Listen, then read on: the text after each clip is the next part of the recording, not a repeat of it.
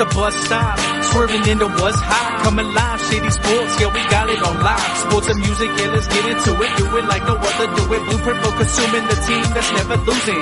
Coming live from Colorado, like shit and follow. Shady Sports, the motto, fresher than avocado. Play by play and ball for ball, we coming to you from afar. Day to day and call for call, we talk about it all. Yeah, this the bus stop, talking sports and hip hop. Jump on the bandwagon, cause we talking what's hot. 8303, Denver, what's happening? We got sports action, come take a ride with us. If you DJ and a rapping, no capping, stay on LinkedIn, bringing sports and rap news, stats news, and talking Denver Zuzu. And we ain't hard to find, we on Shady Sports Network like all the time. Gemini Static got the ball, it's time to grind. It's the show you won't wanna miss, not one line. And ain't there not a show bringing what we bringing. So go ahead and tune in, man, we just hanging at the bus stop. Shady Sports, Shady Sports, Shady Sports, Shady Sports, Shady Sports, Shady Sports, Shady Sports, Shady Sports, Shady Sports, Shady Sports, Shady Sports, Shady Sports.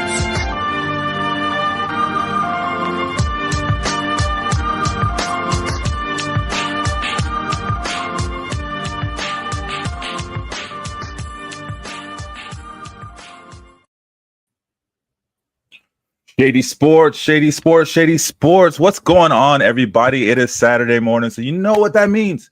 It's another edition of the Bus Stop. I know we've been gone. I was gone last week. We had the Thanksgiving holiday. Happy Thanksgiving to all you guys out there. But we're back. We're back, so we're coming to get it. Today, I'm here with Reem. It's just going to be me and Reem today, but it's okay. We're going to hold it down and do what we do best, and that's talk sports, music, and whatever else we feel like. What's up, Reem? What's good with him? Happy to be here as usual. Yes, sir. Yes, sir. Likewise, happy to be here. Happy Saturday morning. So we got some good stuff for you guys. Like I said, we're gone for a holiday weekend, and we had like 20 games on Thanksgiving Day and like 10 on Sunday. So there's a lot of games to talk about from last week too. A lot of stuff to talk about. So we'll probably look back, but really we're going to look forward and see who's the pretenders and the contenders as we move into week 14 or move through week 14, almost ready to end the season, about 3 weeks away. So we want to look at Shedeur Sanders and talk about, is he the quarterback of the future over there for the Browns? Myles Garrett having a historic season, on pace, I think they're saying, to get 25 sacks, so that's really crazy. Talk about the Broncos, if they're playing down to their opponents, and look at the pretenders and the contenders, the Lions, the Eagles, the Dolphins, the Texans, the 49ers. What's up? I don't know why the Dolphins got in there. I let ChatGPT put the list together. But anyway, like the Dolphins are definitely some pretenders. I don't know why they're even close to the list. But these other teams, we're seeing teams starting to heat up, like the 49ers and the Texans, and we're seeing other teams starting to maybe, flame out or whatever it may be, like the Colts and, the Eagles. So we'll see what's going on with that and look at the NFL. Then after that, we'll do a deep dive. I want to talk about running backs, man. We got some good talk. I know, Reem, you'd mentioned Jahmyr Gibbs. So we'll talk about, go over who we think are the best running backs this season, at least in the NFL. Got quite a few candidates. After that, we'll be looking at the NBA. We got Reem's dream team. So will Jamal Murray become an all-star this year? Are the Nuggets holding the Joker bag? Are the Thunder for real? And LeBron finally ends his 10-point streak. And then we'll see and kind of talk about where we think Giannis will end up next year if he does go somewhere. After that, we do have New Music Friday. We did have new music come out. But we also had, our Spotify, our Apple Music, our YouTube list come out over this past week. Our top plays from the year. What up, Sam? Our top plays from the year and our music. So I was looking at Complex's top 35 albums. I think it wasn't in the top 50 albums. We'll take a look at some of those maybe and see how we feel on those. There's some albums I was like, really? You putting this high?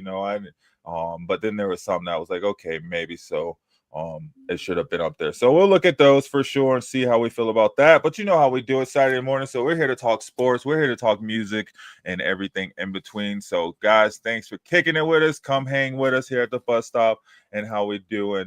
Everyday fashion, hit you with the promo because, hey, if you haven't subscribed already, you need to get over to our YouTube and subscribe and like Shady Sports Network. I know I want to get to 10,000 subscribers by the end of the NFL season, and we have not long left, about 2 months. So let's get on it, guys. Get in there, subscribe and like. And if you have already, don't forget to share. So we'll be right back and we'll get into it.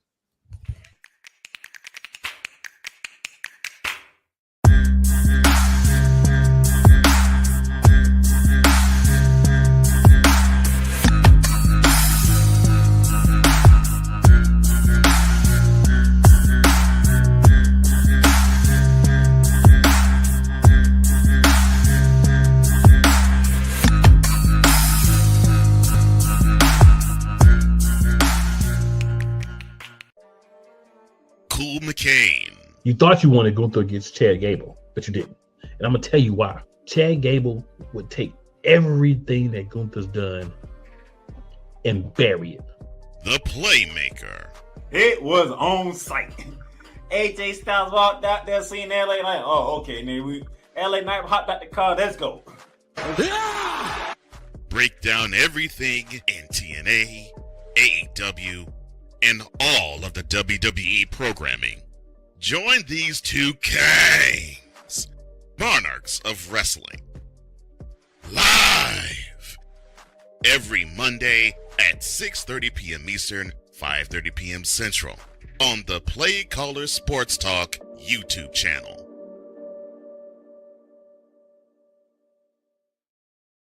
Yo, that was a 5-minute intro. Let's go. It's gonna be a good show, man. We gotta get everything going, get the bus started right. It's gonna be fun today, guys. Let's have some fun. Hey, Reem, man.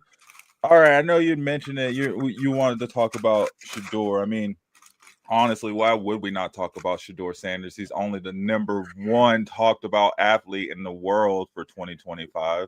He was only the number 6 talked about person in the world for 2025.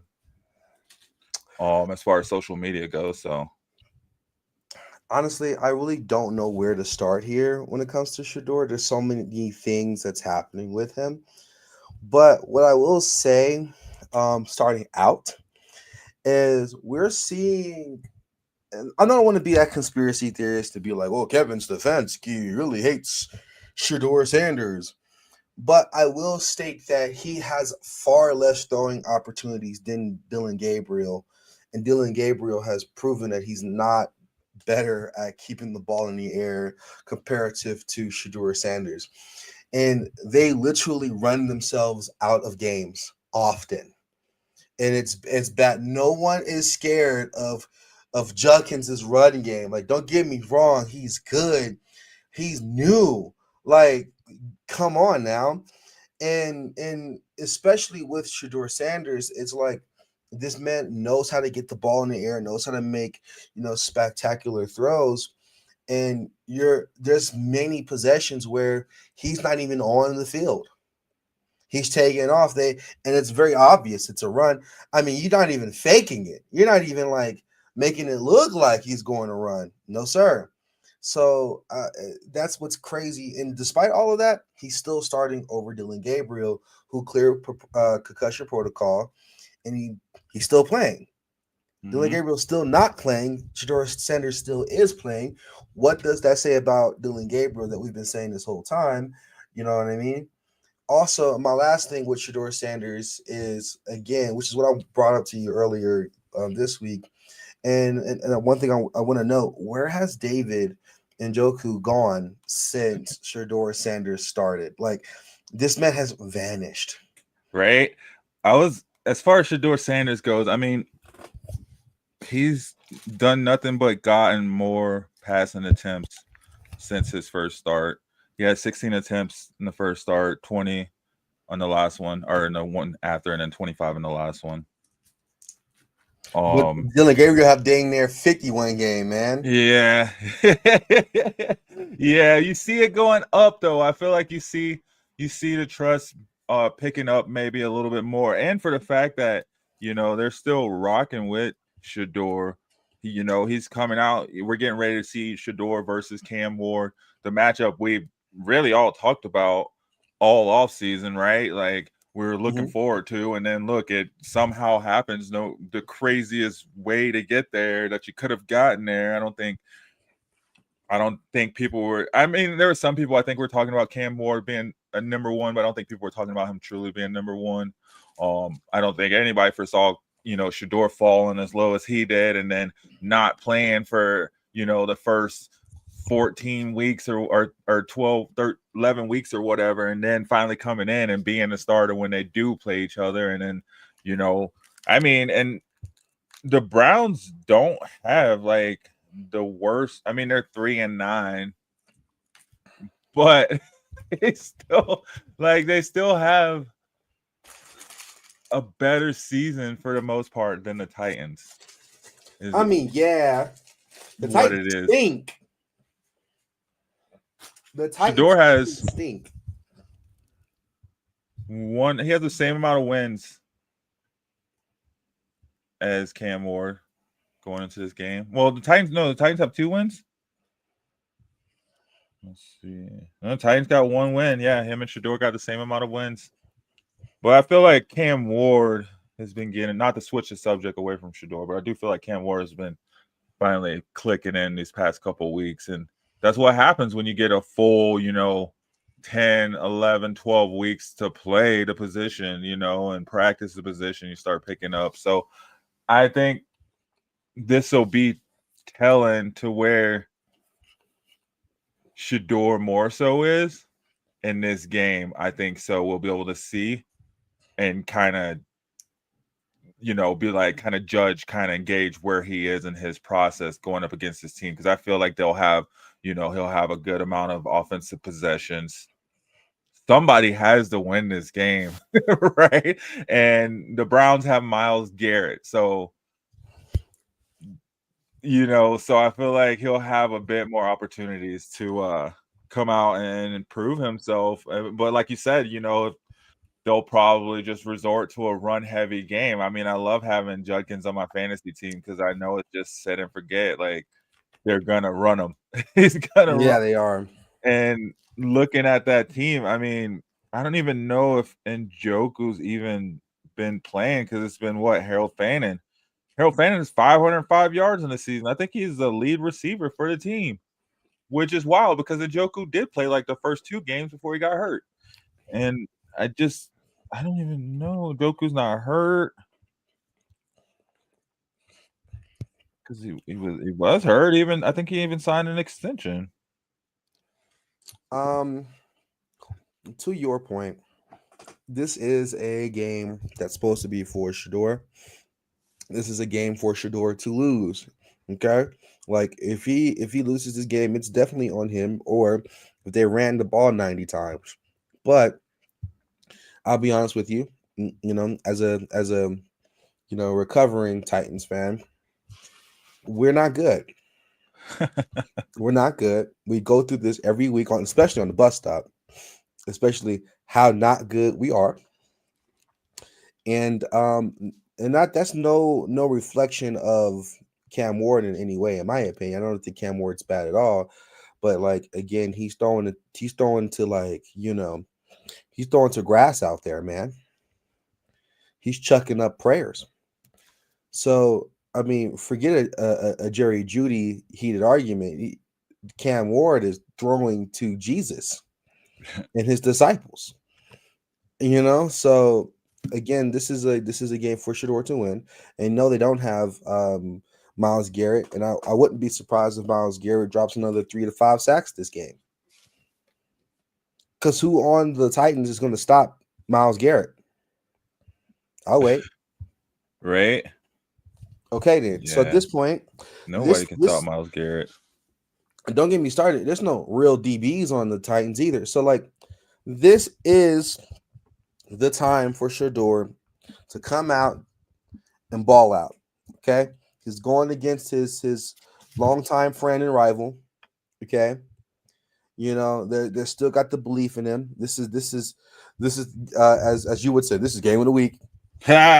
It's a game of the week. It is, right? Nah, this got potential to be a snooze fest. It does, or it could be good and it could be perfect timing. You know what I mean? Truth, exactly. Legendary. Could be legendary with 2 L's. I don't know, but at the end of the day, we're gonna have to watch and see what Shedeur's gonna do. This is another Raiders situation. The Raiders, they stink. And I think the Titans are helped the Broncos. Worse. They helped the Broncos by beating the Patriots in Week 1. So technically, we hold the common team tiebreaker over the Patriots for the top spot right now because of that loss to the Raiders. Nasty, absolutely nasty work. But anyways, that's where I'm at with Shedeur. This is his game. This is going against a Raiders level team that's pretty trash. Love the Titans. I'm sorry, but love them, but they're not good. So we're going to just have to watch and see what's going to happen. My question becomes, how do you feel about this Shedeur Sanders, Jerry Judy situation is: are we overhyping it? Yeah. You know, is this Jerry Judy always complains. That's why he's not with the Broncos, right? It happens, man. He has to get mad at somebody, right? Like, it's just wild he didn't get mad at Dylan Gabriel like that. I don't understand that, but it's because he didn't get the ball. he got either he didn't get the ball at all, or he got the ball right off the scrimmage. Yeah, so I mean, he can't stay mad at. Dang, Myles Garrett got 19 sacks. How many sacks did Nick Benito have? He can't get mad for long because at least the ball is being thrown around the field. He's just mad he's not getting it. Maybe he got open. He's supposed to be like the best route runner out of class, and I mean, I just see CeeDee Lamb killing it, crushing it. Jerry Judy ain't done nothing. He hasn't been as explosive this season in general. Like, we haven't really seen a crazy Judy play. We've seen the other two receivers do well. Well, he want that Jameis Winston treatment where he just get it thrown to him, 800 times a game. But he's not Justin Jefferson or Jamar Chase. He's not even JSN. He's not even Puka Nacua. Like, he's not even, like, when it comes to just overall volume, you have a better, chance of getting some production throwing it to Travis Hunter. Yeah, right, I mean, get out of here, man. Jerry Judy has just not been it. Period. Right. Let's see his stats. So it is kind of like I don't think Shedeur's worried about that. No. I mean, it is his first time dealing with maybe controversy from a receiver. You know what I mean? That because he's so used to, he had Travis Hunter, he's known forever, and then pretty much at Colorado, everybody was just about it because they were winning or they had great culture, right? They had Lil Wayne coming in and it was a fun time. So there wasn't a whole lot going on, but let's see. Yeah. Jerry Judy for this season, he's on pace to get, he has 421 yards. That's why he's mad. Harold Fanning got 500 yards. That's not hot. Yeah. That's not hot. Yeah. Cortland Sutton has 700 yards. He probably should have stayed with the Broncos. Yeah. He wanted to be number one, big dog. He wanted to have that number one next to his name. Like, who cares? Like, you just go out and play. No, Jerry Judy, bro. Don't do that to yourself. I'm not even a Browns fan, bro. Bro, get out of here, bro. Yeah. And they got so many receivers on the Browns team, honestly, that's just as good as Judy. They do. That is like the same, honestly, like for the most part, like the same player as Judy. Facts. I don't think Judy's any better than Cedric Tillman. I mean, Isaiah Bond's just a rookie, but still, like, he knows where to be. He knows where to be. Exactly. Like, Jerry Judy is like, he's supposed to be known for his route running, and he just doesn't do that. No, he doesn't. Right? He's no Amon-Ra, I tell you that. Not at all. He is the 58th ranked receiver. 58? From 32 teams. That's wild. I mean, he blamed it on the quarterbacks. They did go through 3 different quarterbacks. Well, 2.5 because Dylan Gabriel couldn't see over.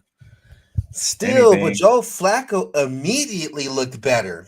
In Cincinnati, right? And he had that's wild. Jerry Judy's no Jamar Chase. he's not even what's the other guy? He's not even T. Higgins. Oh man. All right, let's see what else we got. So Myles Garrett, 19 sacks. Nick Benito has 10.5. That is wild work. I remember they were talking about what's the sack record? I think it's 22.5 or 23, something like that. Bro, he still got like 2 games left. My thing is, let's be real. I love Flash. Wonderful player. And I'm not gonna lie, throughout the years, I've seen the free Flash posts, because the Browns have been He wanted the beat money, you. man. Like he does. He did. He got it. Do we care? Just break He the chose records. money. Yeah, just take the money and break the records, right? Like, I guess if that's how it has to be for him, like he can either get the money and the records or get the wins. He might as well get the money, right? I feel like he's going to end up having one of these Aaron Donald type careers where maybe the Browns is good for 1 year and they win it, and then that's he's it. just that's it. The Browns will never be good for 1 year and win it, so he won't have one of those. He hasn't had one yet. This is the season for him to have it, having a historic run. You got a defensive line this dominant, not even a defensive line. You have one player this dominating on defense. I think to have Myles Garrett have 5 sacks in one game and to lose, oh man, that had me hot, bro. I think the Browns are going to lose today or tomorrow. I feel like I have the Browns winning this game. I got them losing, man. They got to get that number 1 spot. I don't know. Have you seen the Titans? Have you seen the Browns? I mean, we had 3 different quarterbacks. Don't they still got 3 wins? Then they got what? Win? Don't they got 3 wins? 1 win per quarterback? 1 win per quarterback. So if y'all would have changed quarterback 2 more times, you'd have 3 wins as well. Yeah, the Browns are going to lose so they can get that number 1 pick. No, they're not. And also, they're not going to get the number 1 pick. I'm calling it now. What do they need? Oh, man, everything. Yeah. Do they try to build their defense or try to build their offense? I mean, if they got Myles Garrett long term, no. Who would they even get on defense? A DB? That's what I was thinking. At that point, I'd rather you make some trades. Get a DB. Yeah, well, I mean, developing a DB right now is not a good idea. Well, maybe get one you don't have to develop. That's fair. Right. I say they should, no BS, they should trade Jerry Jeudy. Maybe go for something else. You know what I mean? Because they already got a running back that's solid.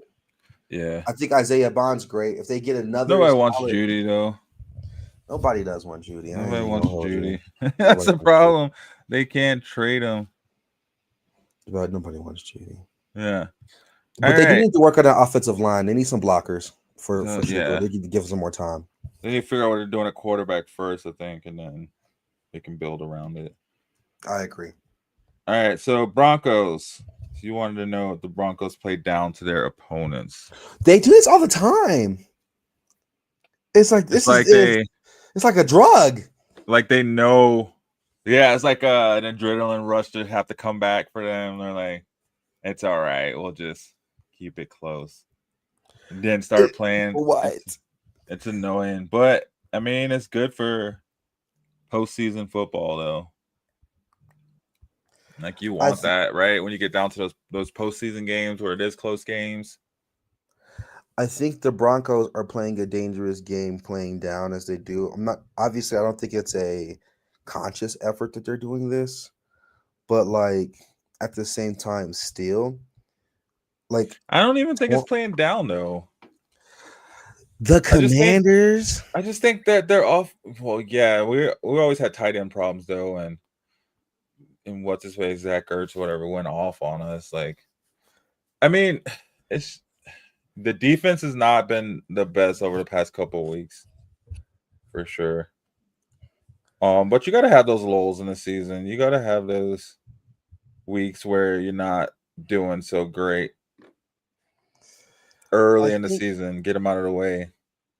I think the Broncos have a lot of talent as far as options are concerned, and it gets them out of games. But having a nail biter with the Commanders and a nail biter with the Jets and the Raiders,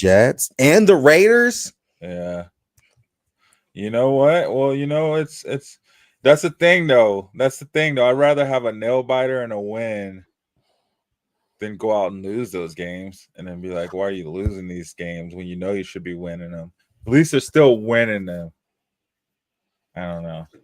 That's fair. I think the win is most important, but it's like I feel like to a certain degree, even though I am a proud Broncos hater, I think to a certain degree, Broncos do have a tendency of playing with their food. Yeah. Well, you can't go out and blow everybody out. But the Raiders, you could They're blow an the NFL Raiders team. out. They are an NFL team. They get paid just like everyone else. They're an NFL team by technicality.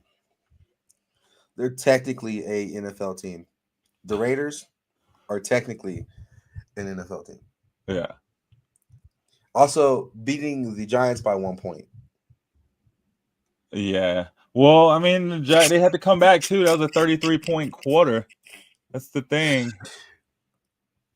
It's like, so here's the thing, right? I think the Broncos is and I hate, what? Are you, that's a crazy question. I know. I try to remove that. we're gonna spoon right past that. Yo, all right. It's like, oh, you can't remove it. That's crazy. That's crazy. That's a crazy question. Wow. Anyways, I think, like I said, I hate that I'm saying this on air, on live. The Broncos is a good team. They are a good team. Probably the best team right now. I'm gonna tell you now, bro. This might be a reason they lose a playoff game. What? Playing down, not doing what they're supposed to do for 4 quarters. The thing is, when they do get to the playoffs, they're gonna be playing teams like the Bills, the Ravens, the Chiefs. They can't play down to those teams because those teams are good. They're gonna have to give it their all against those teams if they don't get that first round bye. And maybe even in the second round, there might still be some of those teams left. But that's the thing. Like, there won't be any down teams in the playoffs because the teams that are on top are the teams that would be the teams that are down, right? The Patriots, the Colts, the Broncos. And then you got the Bills down low. You got the Ravens hopefully going to win the division. The Bengals could sneak in there. So the Bengals they'd be like the only team maybe that say was down if they made it into the playoffs and you had to play them. But then you're playing a hot Bengals team that just made it to the playoffs, after missing Joe Burrow half the season. I don't have any faith in the Bengals, but my right, they do this every year. Not at all. Like, it sucks because Joe Burrow is wonderful and so is Jamar Chase, but Jamar Chase is second place anyways. So look, my last statement on this matter is, as a Broncos hater, as one who's praying on their downfall at every turn, I think if they don't play how they're supposed to play in 4 quarters, might be looking at a different situation this offseason. That's all I'm saying. For the Broncos? For Broncos. What, as far as what? I don't know. They got to make some moves, bro. I think we just need a couple more moves. But I don't know if they need to make like major moves. Like, we need a running back. Yeah. Honestly, I'm not in love with Bo Nix, but that's me. Oh shoot. Yo, what up, Sam? Hey man, just popping in to ban that guy who asked you that question. Oh, I thought you were coming in to talk about how much you love the Broncos. Oh, I saw your message. Thanks for joining in. He's like, don't add me, and I added him on. Peace, my friend. Yeah, no, I think they need a running back, right? I think our defense is coming along. I think they need some growth to them, but I don't know. I feel like the Broncos have been drafting really good lately, to the point to where our rebuild is almost over. Like, I think it is, where I don't know. I just feel like they're right there. This is their Super Bowl window, right? They could add a few more pieces, but I don't think they're like pieces away. Besides running back. Yeah, running back's not hot, but I agree. Just don't play with your food. Handle your business, man. It's the NFL, man. Sometimes it's not playing with the food. Sometimes it's just, like the Raiders offensive coordinator. Sometimes coaches just know other coaches and players just know players, and things just happen. You play teams and it just is what it is, right? Like any given Sorry, Sunday. bro, I'm hating. Sorry, bro, I'm hating. Big hating. All Big right, hating. who else?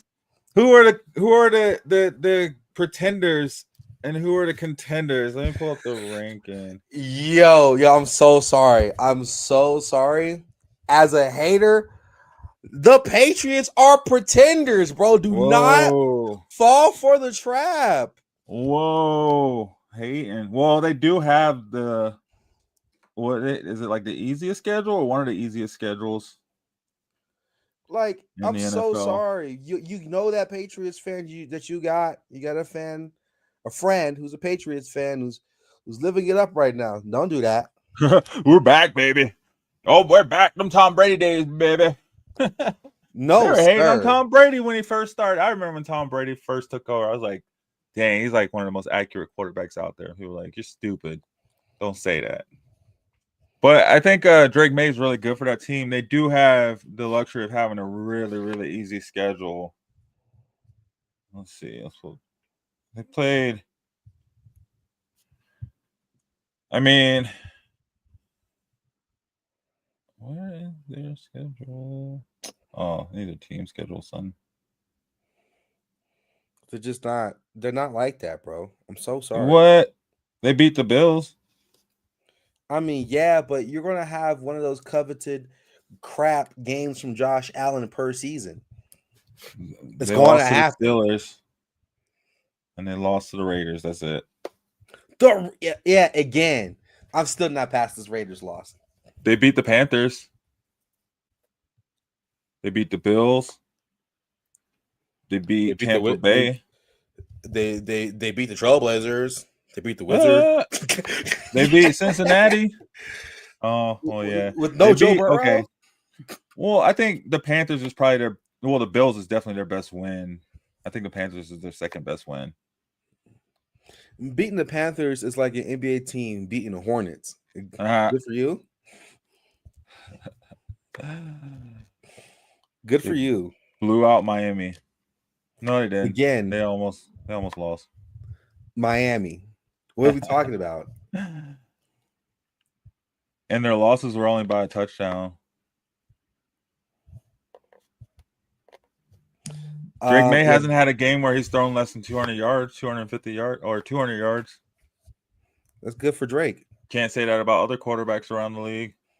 Shout out to Drizzy. They're still pretenders. All right. They're pretenders, and I'm sorry. This is going to get me some heat. The Bears are pretenders, bro. Oh, we'll find out. Don't they play the Lions? Who do the Bears play this weekend? I think we'll find out about the Bears sooner than later. But I think the Bears have been rolling too. They have the luxury of a fairly easy schedule as well too. They're sitting atop the conference is 9-3 at 9-3. Mm-hmm. Their schedule, they lost to Baltimore, Detroit, and the Vikings. Don't believe the propaganda, bro.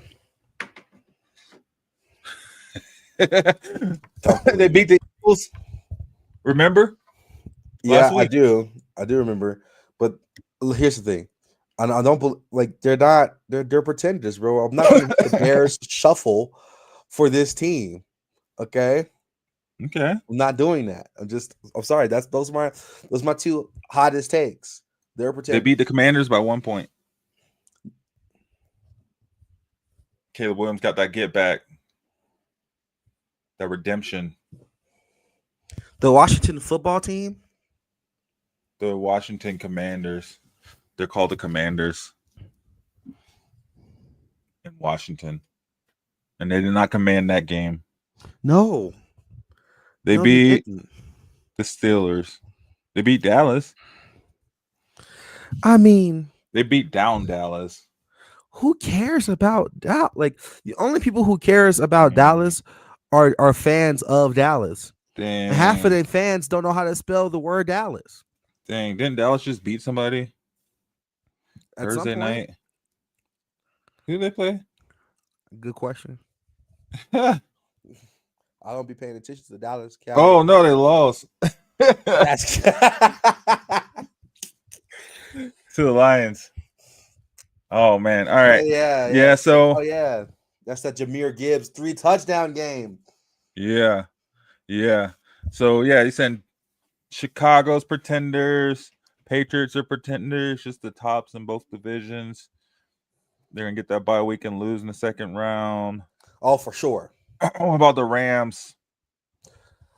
The Rams are great. I don't think they're going to win it this year, but they're great. Yeah, They're great. we'll I also think the Seahawks are pretenders, but that's a different. Seahawks are definitely pretenders. They always do this, and then they go and lose. What about Tampa Bay? I think Tampa Bay's pretenders.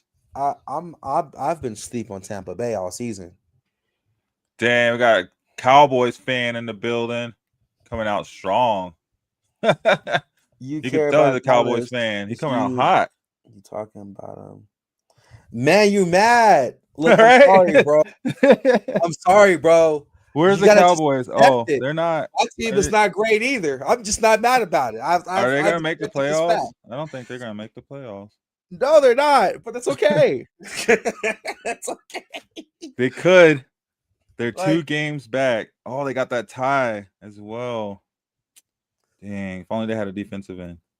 And I know you're tired. We're both tired. Yeah. My team isn't good either, brother. No, but all right. Baltimore. What about Baltimore? They got a chance to come through. They are at top of their division, I think, right now, actually. Which Here's the is thing. craziness. They started 1-5. Yeah. I'm disappointed in Baltimore. Now, mind you, of course, Lamar got injured. Yeah. But like this team coming into the season was supposed to be like the team to me. Like that Jair Well, they're Alexander looking like signing. it now, right? Eh, Oh, they lost their last game. yeah, they did. I think they have a chance to make a strong push. I think if there is a team that isn't crazily on top that could win it all, it is the Ravens. And I honestly think the Ravens' biggest enemy is the Ravens. Much of their matchups, they have all the tools to win. It's just a matter of putting it together. Mm-hmm. What about the AFC South? Probably sending 3 teams to the playoffs. AFC South. The Colts, the Jags, the Texans. Somebody has to win that division. Right now, the Jags are on top of the division. The Jags are heavy pretenders. What are we talking about? Pretenders? Super. Contenders? So the Jags are Pretenders. contenders? Don't do that. Don't do that. Duval, don't do that. So you're saying the Colts are going to win that division? Duval. Likely. And they're also pretenders. That's all pretending. What? Yeah. That's the theater club right there. Right? Yeah. We thought the Texans, I think their best shot was probably last season. And they really didn't. They just, they didn't do a whole lot with that. Or the season before, sorry. CJ Stroud's first season. But even last season, they made it to the same place. Second round loss. Yeah. Facts. And then Jags, I mean, gosh, they're just doing a lot with nothing right now. I don't know. It takes some heroic feats for them to even go anywhere. The Colts, Danny Dimes, that'd be something. Danny Dimes makes the playoffs. All I'm saying is this. If the Broncos match up with any of these teams, you're going to be happy. Well, they won't, though, because these are the top teams. The So Colts? they could probably, Or yeah, they could probably match up with the Colts. The Jags? The Texans. The Texans. Depending on who wins that division, they'll probably because they'll match up with whoever's last. Well, depending on where they fall out too. So we have to see where they end up the season as well too. I'm not gonna lie, I'd be chipper. I'd be ecstatic if I had to match up against the Texans. Right. But they'll probably match up against like Kansas City or Yes. Cincinnati.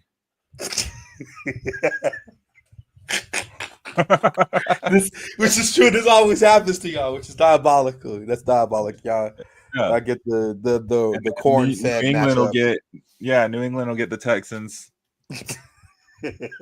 and the Colts will get like somebody easy and get like, I don't know. That's They'll funny. play themselves. They'll get the Chargers. Yeah, so that's so funny. We just gotta get that first round bye, I think, at this point, and let the other teams beat themselves up. So whoever comes into the second round, at least they'll be beat up. That's fair. Right. That's super fair. How do we feel about these running backs? I think Jahmyr Gibbs is a sleeper dark horse pick. Sleeper. Everybody knows about Jahmyr Gibbs. He led the league in scoring touchdowns last year. I'm saying for offensive player of the year, is what I'm saying. Oh, he better be in the running. Oh, let's see. Literally, he's in the running. I think he's leading in yards and touchdowns again. Well, at least touchdowns. Leading in touchdowns this season. This man's just doing it big, bro. He's just doing the thing. Let's see. Running back rankings.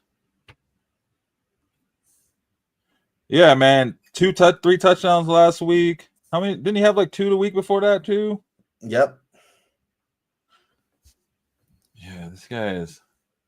It's funny. It's looking at these rankings from October 15th. They have Bijan at number 1, Christian McCaffrey at number 2, Jonathan Taylor number 3, James Cook at 4, and Devon A-Chain at 5. Rico Dowdle wasn't even, or Jahmyr Gibbs wasn't even top 10. He was number 12. Let's see the rankings now. Make sure I just pull up his rankings in fantasy. I think he's like the number 3 in fantasy. Behind Jonathan Taylor. But even a game like against the Cowboys, man, 7 for 7 on receptions for 77 yards, and then drops 3 touchdowns off 12 carries. Like, come on. Yeah. He's the number 2 running back in PPR in fantasy. Right. This is ridiculous. That's a ridiculous game. Yeah. It would have made it crazy if he had a receiving touchdown. He should have had a receiving touchdown, but I think Amon-Ra had to get that. Yeah, he's ranked as a running back 1. Well, obviously, there's only 1 game played so far this week. Last week, he was running back 31. He didn't have the best of games last week. He only had 68 yards. No touchdowns. The week before that, he had the 2 touchdowns. And then he had no touchdowns. And the week before that, he had 2 touchdowns. So he was like, it was like every other game for them, he was getting 2 touchdowns, and then he was getting 0 touchdowns in a game. So I think aside from that, he would probably he'd have like 20 touchdowns so far on the season. But he did have those lulls in between, but very far and few in between. Yeah, that's mine. Jahmyr Gibbs is a beast, man. Who was that telling me Montgomery was better? Was that you? Somebody was saying David Montgomery was better. No, what? I was like, no, not at all. I forget who I was talking to. I think I just stopped talking to him. No. I mean, I do like Knuckles, don't get me wrong, but no, brother, no. He's good. It's just not. I don't know. Can we talk about Saquon this season? The Eagles isn't whole. Yeah, but they're still winning games, but not off the back of Saquon this time. Nope. Saquon is number 13 ranked running back this season after ending last season as the number 2 overall running back in PPR. Who's number 1? Derrick Henry? Yeah. Of course. I mean, he's had He was running back 43 last week, running back 30 the week before, running back 27, running back 19. He has not had good weeks. His last good week was against the Giants, where he had 150 rushing yards. Well, I guess he did have 83 against Detroit. But yeah, he only has 4 touchdowns on the season, 4 rushing touchdowns, 2 receiving touchdowns. Hasn't really done much as far as running backs go, right? Compared to his last season, where he was talked about being an MVP candidate. Facts. Is unfinished. Are you is he an Eagles fan? Oh, clearly. Is that an Eagle? Yeah. Yeah, that's Jalen Hurts. Our OC sucks. I feel bad for our line. Who's the OC over there? Not Kellen Moore no more. Was Kellen Moore really that good? I mean, I agree the OC has not been doing hot. And I also agree that Saquon does need to run up the middle of the ring once in a while. But I think why his statement is so extremely factual to me is like the amount of tools the Eagles have to not be sitting at like 11-1 is crazy. Dang, somebody vandalized Kevin Patullo's home a couple days ago. The OC for the Eagles. Dang, Eagles. Dang. Eagles fans are rough, man. You guys, I don't know if I could live in Philly. You guys are rough and rugged. Rough and rugged? Rough and rugged. Both of them. They're like, we don't like you. Vandalize your home, buddy. And he white. Yeah, you usually see that. Okay, got you. About to say, I was about to ask unfinished. Are they rough and rugged out there? We don't claim these fools as fans. No, yeah, but oh man, it's just a whole. I don't even think it's a different team from last year. I just think last year they were just more locked in to the running game. That, but also like, I don't know. I feel like the ball was in the air a little bit more last season comparatively because their running game was going on. When your first game of the season wasn't their first game like toss out to Barkley and he took it for like 85 yards or something. We are rough and rugged. See, he knows rough and rugged, not just rough. No, but I think it's just I don't know, man. It's hard to win games in the NFL consistently and changing things. That's the Broncos fan. Okay. Huh? Says the Broncos fan, top of the division. Hey, man, you'd have been on the shows last year, the year before. There's some shows I didn't even want to come on because the Broncos are, so everything rotates and everything changes, and it seems like it could be the exact same team and just a completely different vibe, which it is, right? They have a completely different new OC, like that probably wants to bring his visions, and he has to change wording on everything, right? Because you don't want, when you play the Saints, you don't want them thinking what you're doing, or I don't know, but right, they had to change it up there, and their offensive. They probably didn't change it up a whole lot, but there was definitely changes to it. He definitely put like his wrinkles into it and added his plays into it and his terminology. So I mean, that could be throwing stuff off. Jalen Hurts is more like a running back too. Instead of a quarterback. In my eyes, he's a good quarterback, but it's just hard. You got so many Chiefs on that Eagles team. Like you can't have that many top dogs and not be able to distribute it properly amongst all of them. Here's the thing, okay? I'm not going to allow any Jalen Hurts slander here. Okay? I'm simply not. Secondly, okay, I'm not going to be. Okay, Hurts has a new OC every few. Yeah. That thing it changes a lot. It doesn't seem like it. May not seem like it, but I mean, heck, even at our jobs, you get new people coming in, they made new things differently too, right? Things just change slightly. Well, also, again, I'm not letting you escape this running back statement. Jalen Hurts. There will be no Jalen Hurts slander. Okay, but I'm also not like a Jalen Hurts purist, like he's better than Lamar Jackson. No, he's not. But he's a pretty accurate quarterback. Hey, he is a Super Bowl MVP. Lamar Jackson can't say that.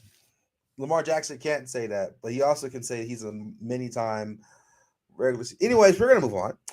I think Jalen Hurts can get the ball in the air, but to unfinish this point, having an offensive coordinator that does not agree with the play style of the team initially can create this dissonance that causes them to not perform at the level that they're used to performing at. And honestly, I'm going to be real with you. I don't even know why we even changed that, why they even changed that. It wasn't broken. Why would you fix it?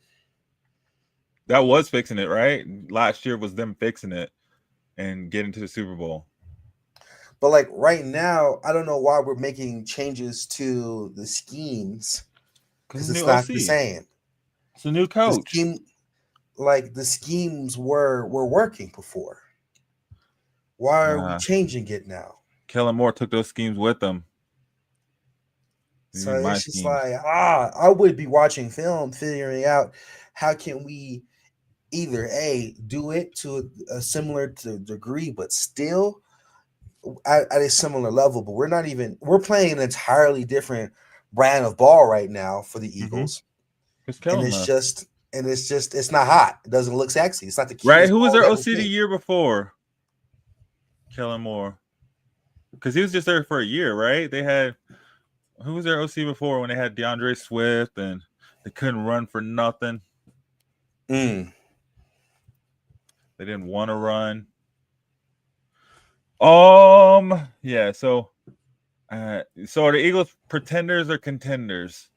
I think they're contenders. Personally, you're just saying that because you're getting punked out by this Eagles fan right here. No, I think the Eagles just have too many weapons, bro. They do. That's what I've been saying. When you have too many weapons, and I just think Kevin Pollock or whatever his name is, he doesn't know how to use all of them, right? You see 1 week you got A.J. Brown going off for 143 yards.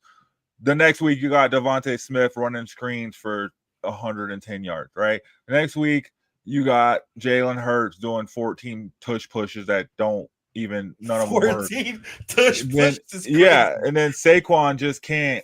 I don't know. It's like he just can't, they're not getting him in a rhythm or something. That rhythm's not there, and that's the craziest thing because it felt like last year with their Super Bowl run, it felt like it was like, oh, Jalen Hurts is almost running too much, right? And you still had Saquon at the tops of the league. Like, that's what you need. That's what you need. You need to instill this fear into teams to where they don't know what you're doing. When you have these options, you got to take advantage of these options and make sure that you mix it up. And now I think they're just like, I don't know, it's just something they're trying to get too cute, or he's trying to highlight Jalen Hurts and make it, make him seem more like a pocket passer or something, but it's just not clicking at all for them. Like, they're losing the teams they shouldn't lose to. They're out there losing to the Cowboys. What's up with that? Like, they're losing to the Bears. What's up with that? Like, games that they would not have lost, last year. They would not have lost these games. And I mean, granted, for the fact too, they lost defensive players, from defense. They couldn't pay everyone, players are hurt and things change up. But it's just like, I don't know, like, they got their Super Bowl win and that's it. They don't need it again. Yeah, but I just think at this point you can't overlook the Eagles, in my opinion.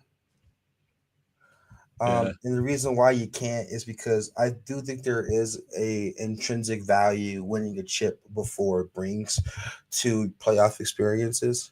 So I think the Eagles knows what it takes to lock in, to get to the end and get to the trophy at the end. And I think you can't really count them out, in my opinion. Now, do I think they're going to win it? I don't. I'm going to be honest with you. I don't think so, especially how their season is going. However, if they do win it, would I be surprised? Not at all. I think they have a chance, but they're not my choice for favorite. But again, if they win, wouldn't be surprised at all. Yeah.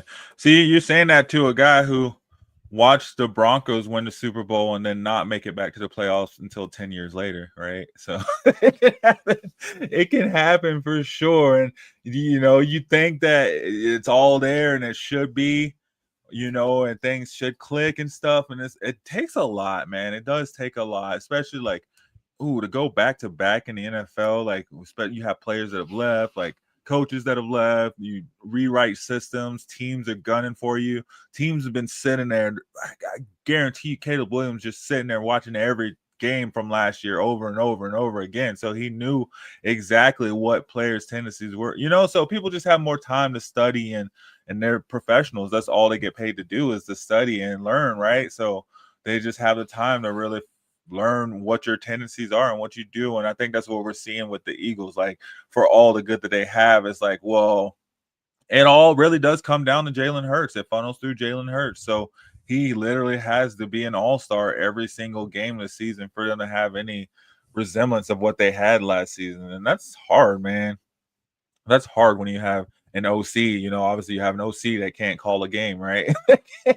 Like, has it wrapped up and can't just do the simple things. Maybe that's it too. Like, they were saying that about Sean Payton and the Broncos too, how they needed to go back to just doing the simple things and just doing the simple things and maybe just getting that right first, and then branching out and trying to do all these, these cute plays and stuff. And maybe that's where the Eagles are. They need to maybe slim down the playbook and just keep it simple and just get back to basics for a second, and then at least finish out the season strong, right? Like, because they can't implode right now. It'd be really bad if they just go on this lose streak right now and then completely miss out on the playoffs, right?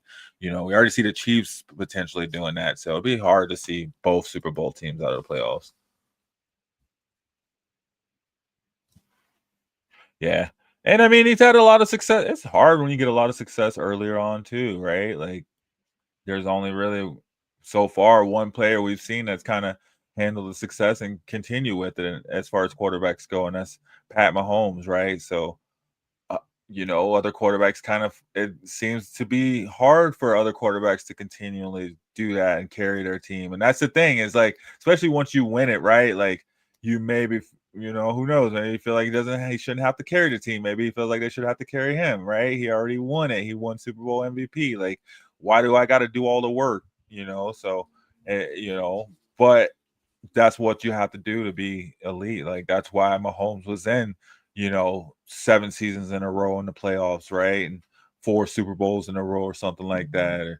I don't even know the stats of him being to the Super Bowl, but you only get there by knowing that you got to go out and you got to carry your team every single play. And I don't know, it just feels like Jalen Hurts does not do that every single play. Well, he's not even allowed to do. He's not afforded the ability to be able to do that every single play. It's kind of like how you were saying earlier about how, like, Shedeur gets taken out of plays, completely. I think Jalen gets taken out of plays completely, not in a sense of handing it off to Saquon, but in a sense of what's going on with this play. Why are we doing an RPO right here? Why are we having Jalen run? Or why are we making him throw it right now when you need 6 yards and you got to run? So I think it's in a sense of maybe the wrong plays are being called at the wrong time. In my eyes, I don't know. This is my opinion. I understand what you're saying with that, and I to a certain degree agree. And of course, it's all from coaching and offensive play calling. So, yeah, that's kind of been the theme of the issue with the Eagles in general. It's not a talent thing. They're all very talented. It's not at all about weapons. They got enough weapons to make the Department of War look crazy. Mm-hmm. So it really depends upon cohesion, how they can get this together on a nightly basis. So, and just like I told you about Shedeur earlier today, that this is the Browns' game to lose. I think this year, this is the Eagles' championship to lose. So at the end of the day, if they lock in, they'll get it. If they don't, they won't. Very simple. Oh, man. What was that for? No, it is not the Eagles to lose it this year. I think if anything, over there I guess maybe out east it is the Eagles will lose it, quite honestly. Like, that's a jumbo bunch over there. Who is going to be a fully cohesive, put together Eagles team in the East? The Rams, fully cohesive. The Bears just beat the Eagles fully cohesive. Who the Eagles have out in that loss last week? I just don't. I'm not smelling that in the playoffs, bro. Oh man, nothing's gonna change in the playoffs with the way they're playing. Not like they're just gonna click in. They're just playing a game and just gonna click in the playoffs. It's like Joker said last season, the Nuggets are going into the playoffs, and they're like, do you think something will change in the play? And he's like, this is who we are. We've shown it all season. This is who we are. Nothing's gonna be different right now. So I don't think anything's gonna change with the Eagles mysteriously overnight once the playoffs start. And again, like I said, they still. I mean, I know they have the grip on their division barely. I mean, a couple hot games from Dallas, and that grip it's already shrunk down. Bro said barely. Okay. We ate them alive in the snow. They play in a dome, man. They're from LA. It never rains in Southern California. Ain't that how the song go? It don't rain in Southern California. There's some snow. You saw what happened with the Dolphins in Kansas City. They're just like, nah, not doing this. Not playing this game. No. All right. Let's get some picks in before we get it on. Hold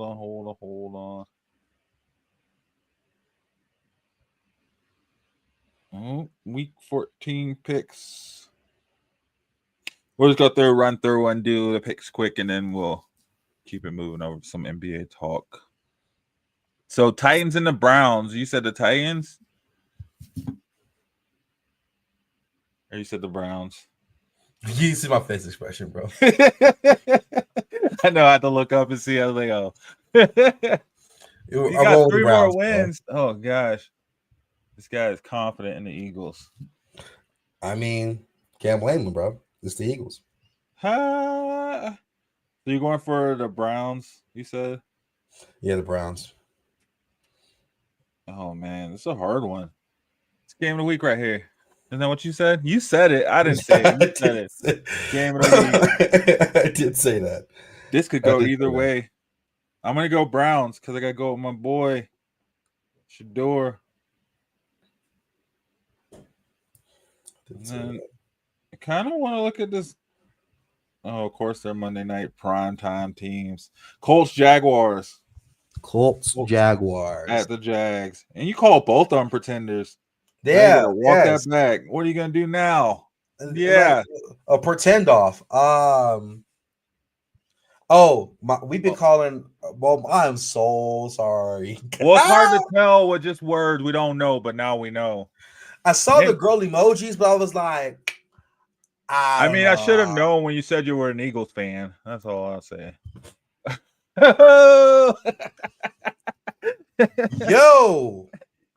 Yo, that's crazy. We're gonna move on. All right. Who are you going for? Colts, Jaguars, Jags. Because you just call the Jags pretenders. They are. This is a pretend off. They're pretend off. This is a pretend off. I'm going Jags too. Just for the sake of Broncos keeping hopes for the top seed. So we need the Colts to continue to lose for sure. But this game, guys, these first 2 games, they're just like, yeah, just toss a coin up in the air. I don't think you need to watch any one of these. You can just kind of take your pick. Any one of the teams could win. It'll probably be a tie somewhere in here. Commanders at the Vikings. This is Commanders. I don't know why I thought too long on that. Whoa. Commanders? The Vikings are. Oh, Jaden Daniels is playing, huh? I think the so. Vikings are so boo boo, bro. I'm gonna go Vikings because I need JJ to do something. Man, we didn't talk about that either. What's up with JJ just wasting away Justin Jefferson's career? Go ahead, drop a link. Let me tear you apart. Minnesota. You're choosing Minnesota? You go. Yeah, see? It's Justin Jefferson's career being wasted away. Yes. Oh, yeah. Is playing. Yeah, Justin Jefferson has I don't even know if he has over 600 yards this season. Yeah, I get what you're saying. I still not choosing Minnesota, bro. Justin Jefferson has he has 800 yards in the season. So about half of what he had last season, and there's still 4 games left? 1, 2, 3, 4, 5. 5 games, including today.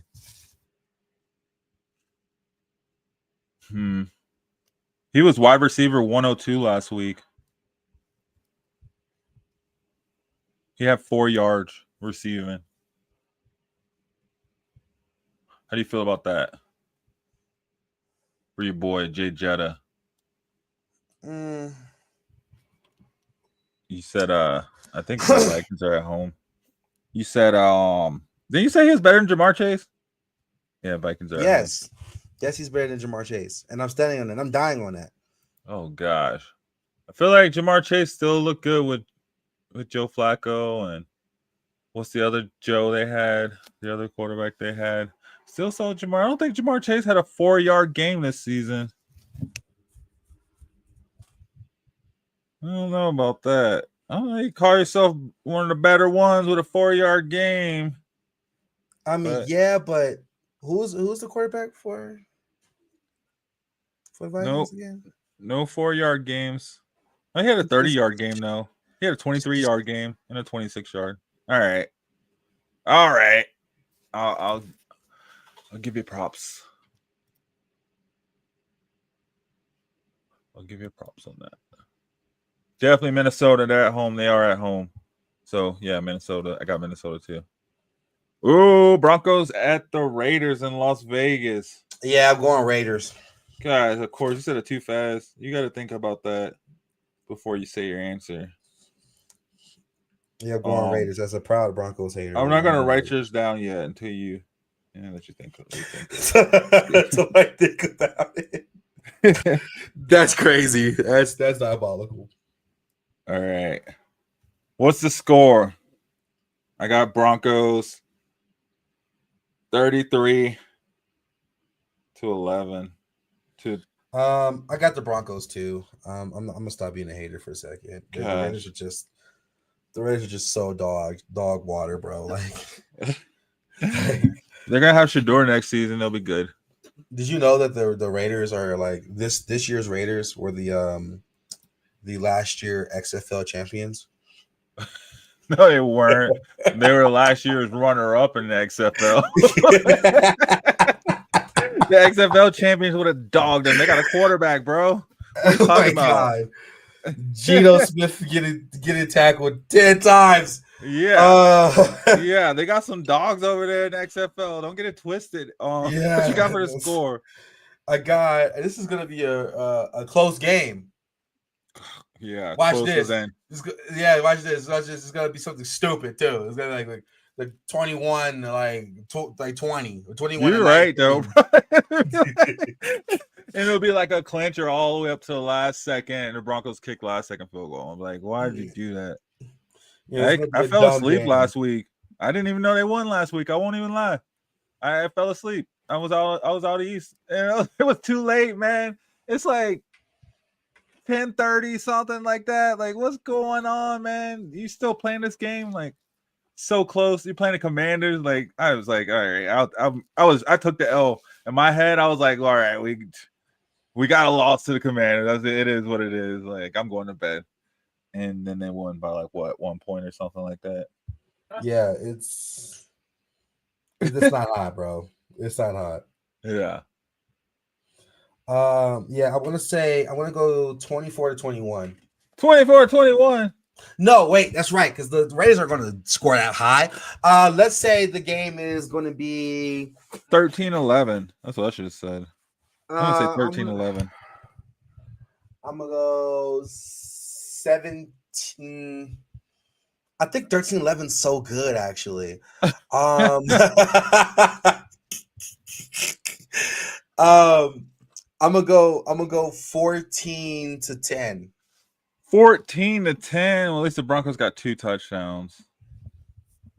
14-10. Broncos are gonna be down fourth quarter, last minute touchdown. No. Nix is gonna throw it to some random, not even a normal dude, like some. Nah, it's gonna be like. Well, they just signed Elijah Moore to the practice squad. Elijah Moore catching a touchdown. Moore touchdown. Go ahead and lock that in now. No, Elijah Moore. Think about Courtland Sutton. He lobbied to get Courtland Sutton re-signed, and don't even look for him. No. Elijah Moore, go ahead and bet on that. Elijah Moore over 0.5 touchdowns. Bears at the Packers. Packers, bro. The Pack's back, man. Pack's back. Well, that's what you said about Joe Flacco. You said the Flack's back. The Flack is back. The Flack is was the Flack not back? The Flack is not back. Burrow's back now. But the Flack was back during that time. I guess. What's Joe? Oh man, what's Joe Burrow's nickname? Joe Shiesty. Joe Shiesty. My nephew was putting me up on game, man. Out there. I was like, man, I did not realize how old I was. And let me tell you. Yeah, bro. Joe Shiesty. Of course. So you going Packers? I'm going Packers back, man. You just don't like the Bears. I don't like the Bears. I'm not gonna lie. I'm not doing a shuffle. Why not? I just I mean All right. I'm going to go Bears. We got Seahawks at the Falcons. See, Bears beat them last year, though. And the Bears looking real good. Unfinished know what's up, besides being an Eagles fan. I don't know. I don't even hate on the Eagles, man. Honestly, the Eagles have been the one team they've had like a black quarterback for as long as I remember. So I can't even hate on them, right? Go back, Michael Vick, Donovan McNabb, and they were always at the top of their division. I felt like it was Eagles, like it'd be either like Patriots or Colts on the AFC side, and then you had the Eagles on the NFC side. Carson Wentz, oh yeah, he won the Super Bowl. I forgot about that guy. All right, Seahawks and the Falcons. Who you got? Seahawks. Gosh, you just hating the NFC South. I do. What? Why? They're not good? Question mark. What? You don't think the Falcons are good? No faith in Michael Penix? Bulls did win that. All right, I'm going Seahawks too. I'll go Seahawks as well. Steelers at Ravens. Steelers at Ravens. I'm going to go with Ravens because I'm biased. Well, and and Steelers suck. Well, don't do that. You don't think the Steelers suck? They do, but that's okay. Bengals at the Bills. This is a big game for both of them. The Bengals need this to keep their playoffs hopes alive, and the Bills need it, frankly, to keep their playoff hopes alive. I think I'm going to go the Bengals. I know you don't believe the Bengals or the Bills. I'm going to go Bengals too. I think the Bengals are going to feel more pressure to win this game personally. Yeah, they got to win this game. They haven't won a game since 2024. You got to come in. And the Bengals are going to feel more pressure. 4-8 versus 8-4. That's wild. I didn't know the Bills were 8-4. Dolphins at the Jets. Dolphins, are they pretenders or contenders? This is game of the week. This is Poop versus Dookie, and I'm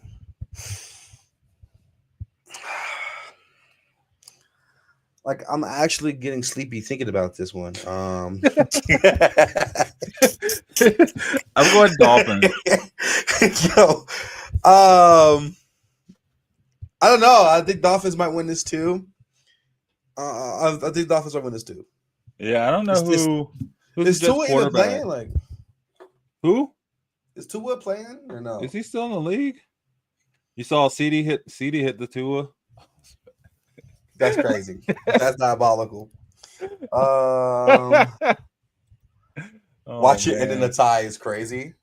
A tie is crazy for who is this for? The Dolphins and the Jets. It could possibly happen, but they seem to look like real teams when they play each other. You're like, dang, what's this? Tua got 9 touchdowns. How the heck? Yeah, the Dolphins are a better team, but God, not by much.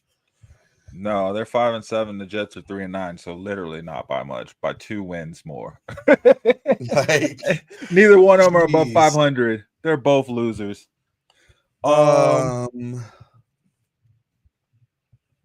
Who's at home? Pick the home team then. The Jets. I ain't picking the Jets. I ain't picking the Jets. I ain't betting on the Jets. I ain't doing that. I am not doing that. If it was on DraftKings, not bet on the Jets and lose my money. Yeah. So Well, not donation to twice. 3 DraftKings. times you would have won. It's a horrible success rate. Yeah, let's go with the Dolphins. I'm sorry. Game of the week. GOTW. Saints at the Buccaneers.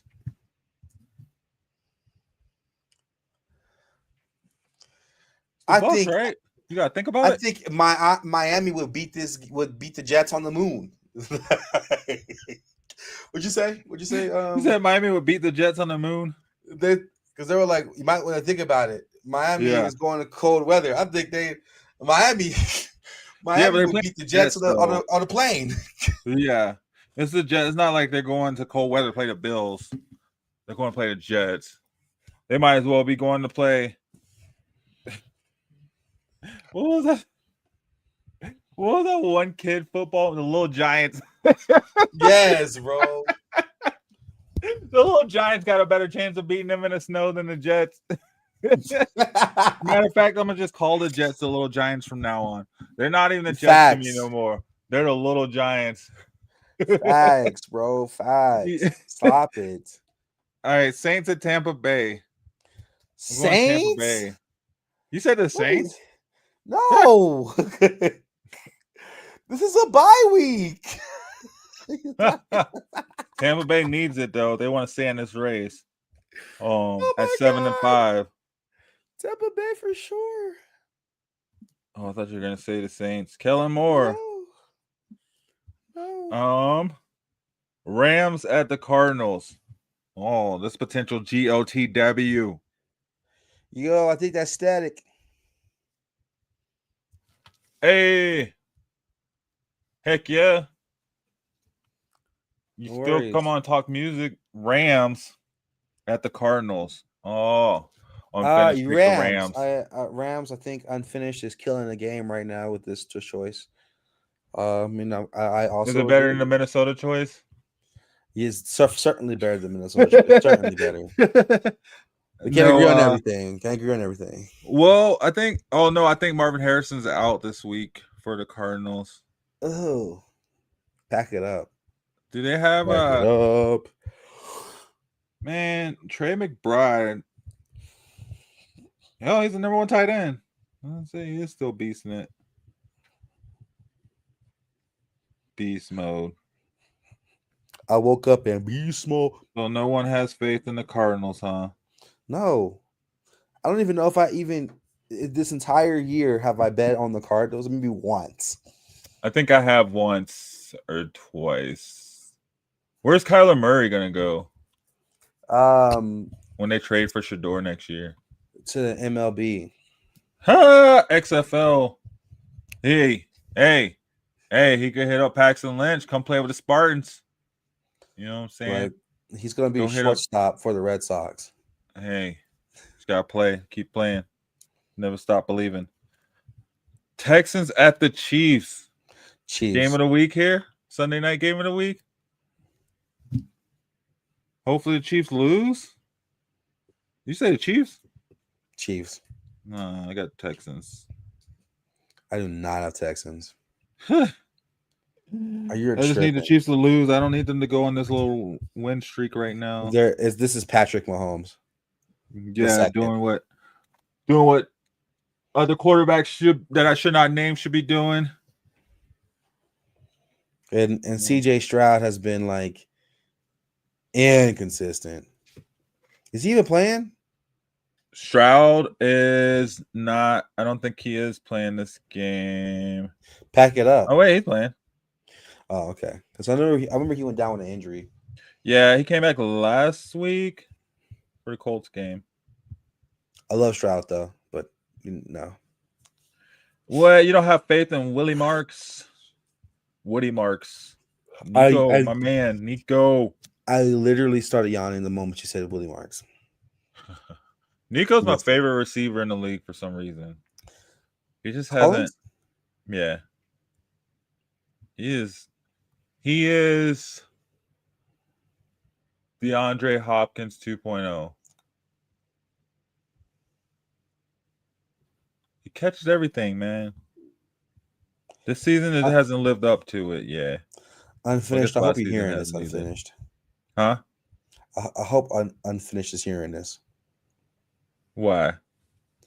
It's just this blasphemy. Blasphemy for Nico Collins? DeAndre Hopkins 2.0? All right, maybe not DeAndre Hopkins 2.0, maybe more like DeAndre Hopkins 1.5. All right. Let's see. Eagles at the Chargers. Monday night. The Eagles don't like winning against the AFC. I got the Eagles this time, though. Whoa. Only because unfinished this year. Whoa. Dang, I know. I can't vote against the Eagles when unfinished this year, bro. I can't. Well, I can't. I don't like picking the Eagles, but I like picking them more than the Chargers. So I'm going Eagles as well. Dang, it's only because unfinished is here. We got a clean sweep on the Eagles because it would not have happened. No, it wouldn't have happened. No, not at all. Not at all. I don't know about that, but I need them to win. I need the Texans to win. I don't need these AFC West teams to get wins in this week. All right, there we go. We got our picks. Let's go ahead and take a little break really quick, guys. If you haven't already, please subscribe to Shady Sports Network over on YouTube and all the other social medias as well. You can find us there under Shady Sports Network. You are hanging with us at the bus stop every Saturday morning at 9:30 a.m. Denver time. So come hang and kick it with us at the bus stop. Let us know what you're doing, what games you're looking forward to on Sunday. We'll get these promos. We'll come back and talk some basketball.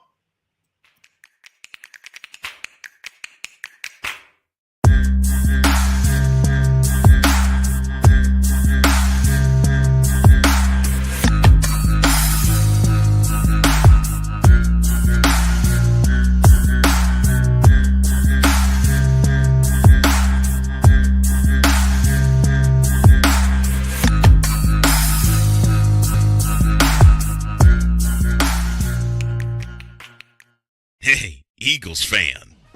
Join my man Cool McCain and a host of others as they break down every single game, every single week in an objective manner, and also from a fan's perspective as well. Remember, this cast feels just like you. Nobody likes you. And you don't care. Fly, Eagles, fly. Eagles Elite Podcast, every Wednesday at 8:30 p.m. Eastern on YouTube and other podcast outlets.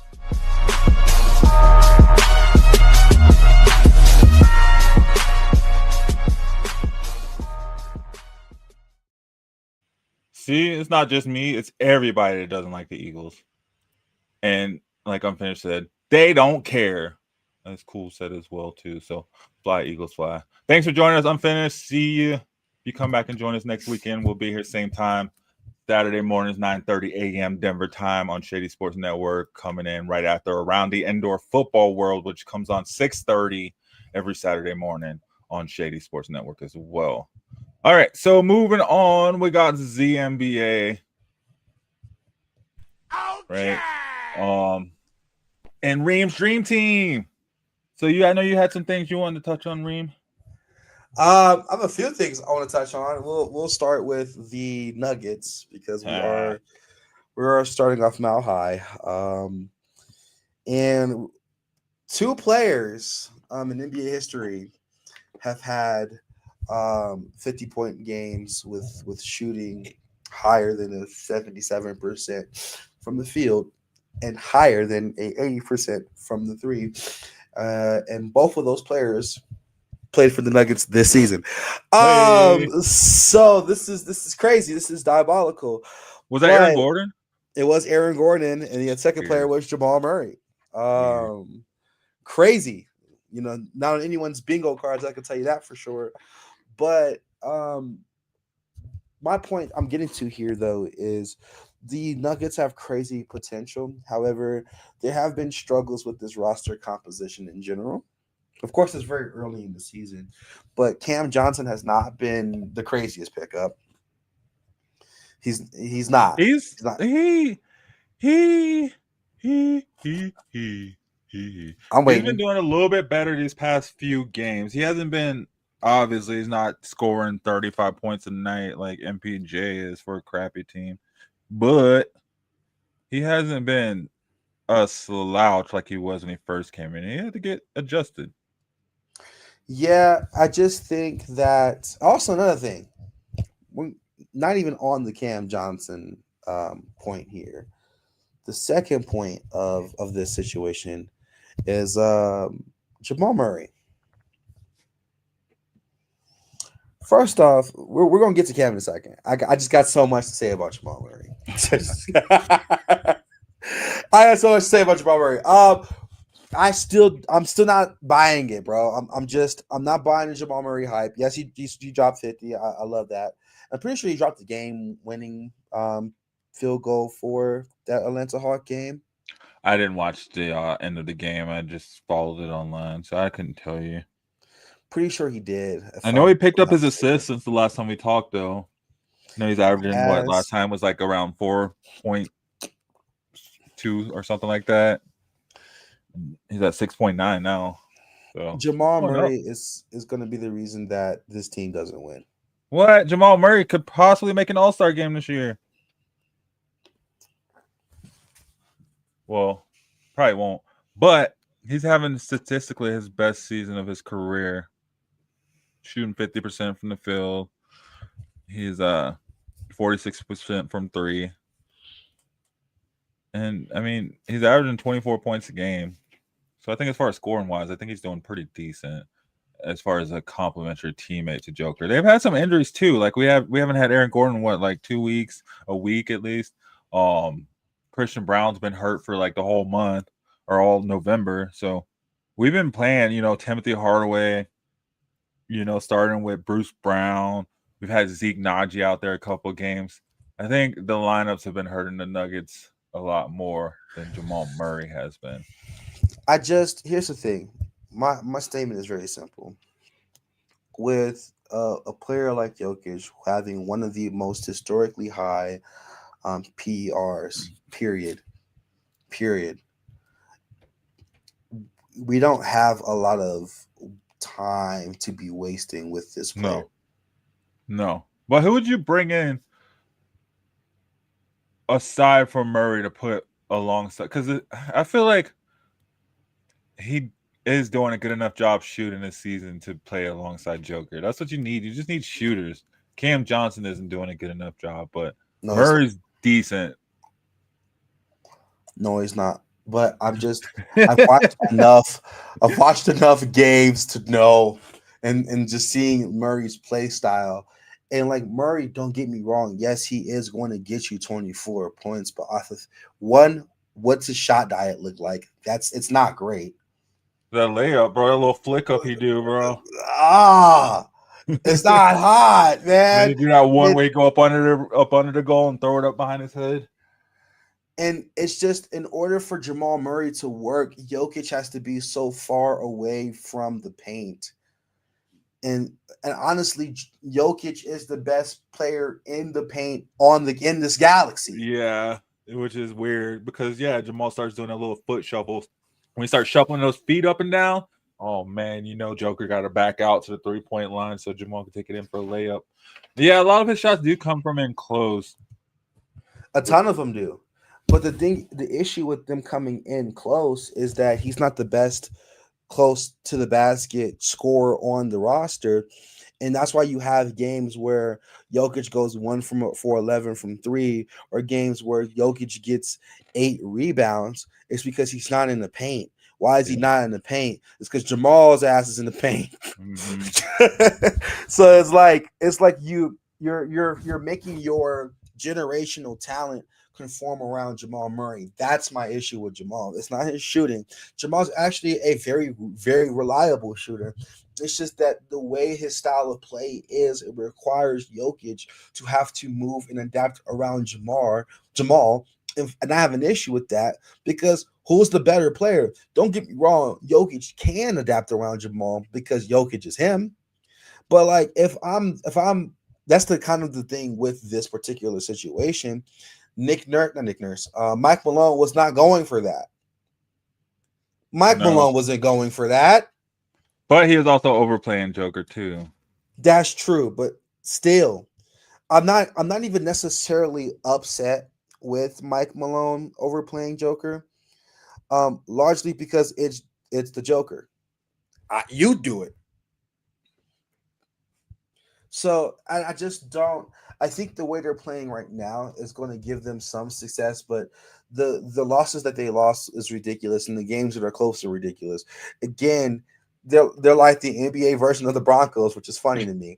But they end up playing close, playing down to their competition. Except the difference with the Broncos is the Broncos walk out with the win. Sometimes the Nuggets do not. Well, yeah. Like sometimes, not all the time. The loss to the Kings was ridiculous. The loss to the Warriors was ridiculous. Yeah, we should have won that. Well, Steph Curry got hot. Like, you can't do anything about Steph Curry getting hot. Draymond Green. Anywhere. Draymond, I don't think you're hearing me. Draymond Green is 6'6", brother. Yeah, but Steph Curry got hot though. You can't do anything about him making threes. Like everything else was that game was weird. Full court trap him, force them into twos. If they brick it, that's fine. Well, Murray can't play defense like that though. So that's the thing too. Like you could full court trap him, but then Murray still has to stick with him even for the trap to work. Like because the other guys still have to look at their players too while they're doing this full court trap.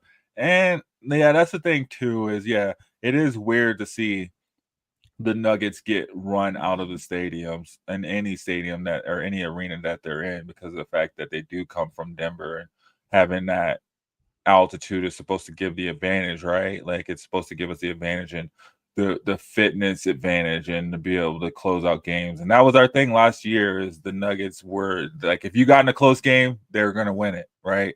And it just seems to be in this close games this season, they're not finishing like they were. Not at all.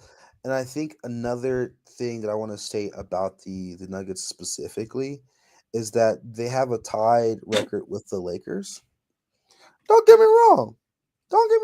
You know, I'm a recovering Bron fan. Okay. But I'm gonna keep it a bean with you.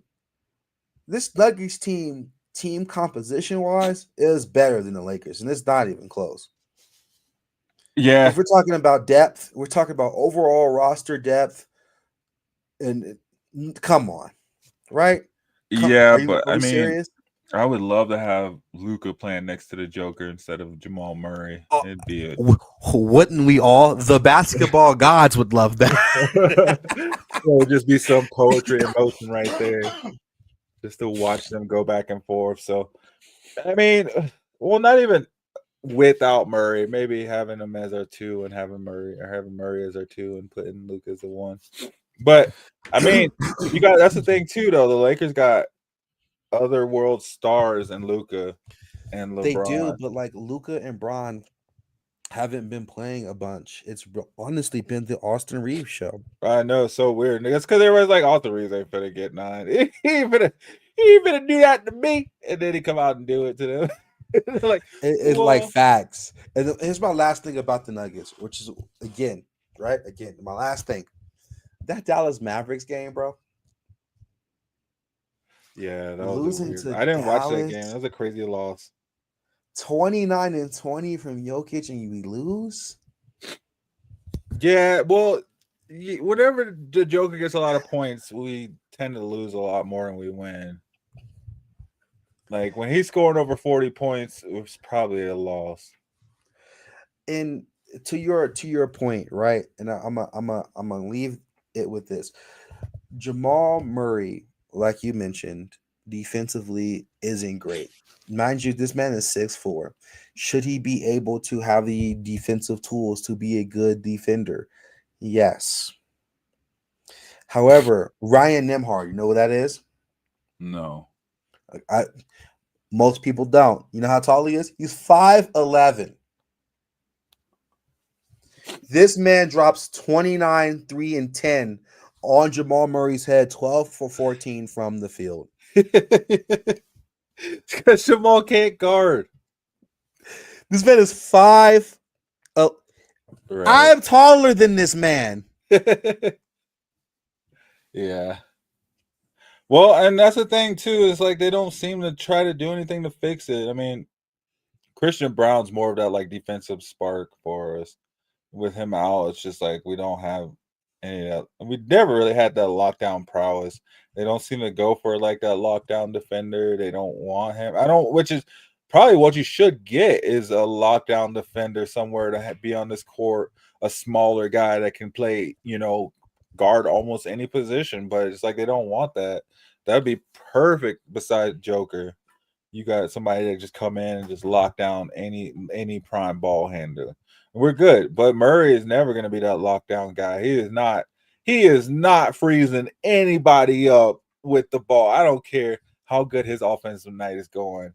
He ain't scaring nobody on the defensive end. Like, facts. This is what it is.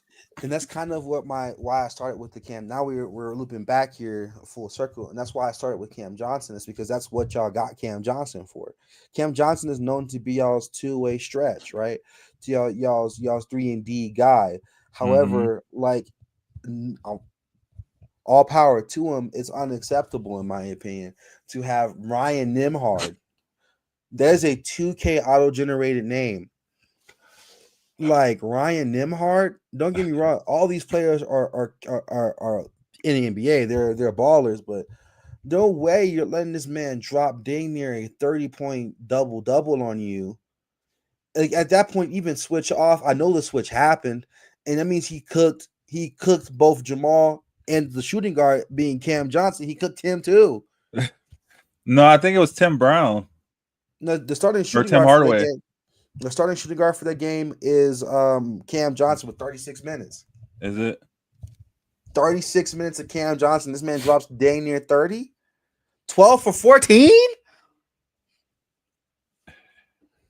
Oh, why am I getting the wrong thing? 12 for 14, my guy. It was crazy. It's 12 for 14, 4 for 5 from 3, which means he only missed 1 3-shot, 1 2-shot. The rest was buckets.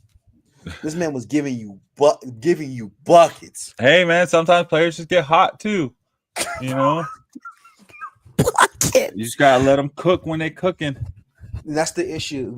As far as like defensive schemes go, they have to figure out their rotation. I do agree that Christian Brown, with him being as athletic and as agile as he is a wonderful defender because of that. Mm-hmm. But there has to he be just has that spunk too. He has that energy to him. And I think we're seeing that Cam Johnson, as good as a defender as he's known to be, he isn't meant to be your main defender on the court. Is what we're learning. We don't have one that's meant to be our main defender. And that's a problem. But nonetheless, you still got Jokic. You could put Jokic with me, you, and Static on the court, and we'll get at least 30 wins. Probably. I'd say like 55. So like I said, man, this is the Nuggets got some things to work out. I feel like they can win it this year. They should win it this year. There's no reason why they don't.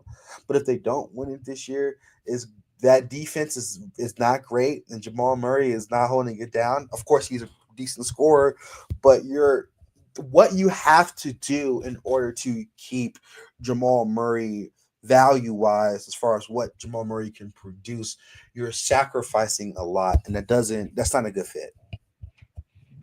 It's not a good fit. Yeah. And that's the thing. I don't know. That's why I think we need like a a more experienced coach. That's where a more experienced coach could come in and have say in. But I mean, David Adelman and Murray, they kind of grew together too in their career, Murray's career. So it's a whole thing. I don't know. It's just I don't know. But it is frustrating. I feel like the consistency has at least been there for Murray this year.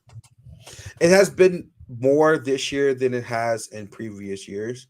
I'll give him that. But watching what his efficiency costs for the team is making me a little bit worried for the Nuggets, especially because we do have these glaring situations that you guys are running into.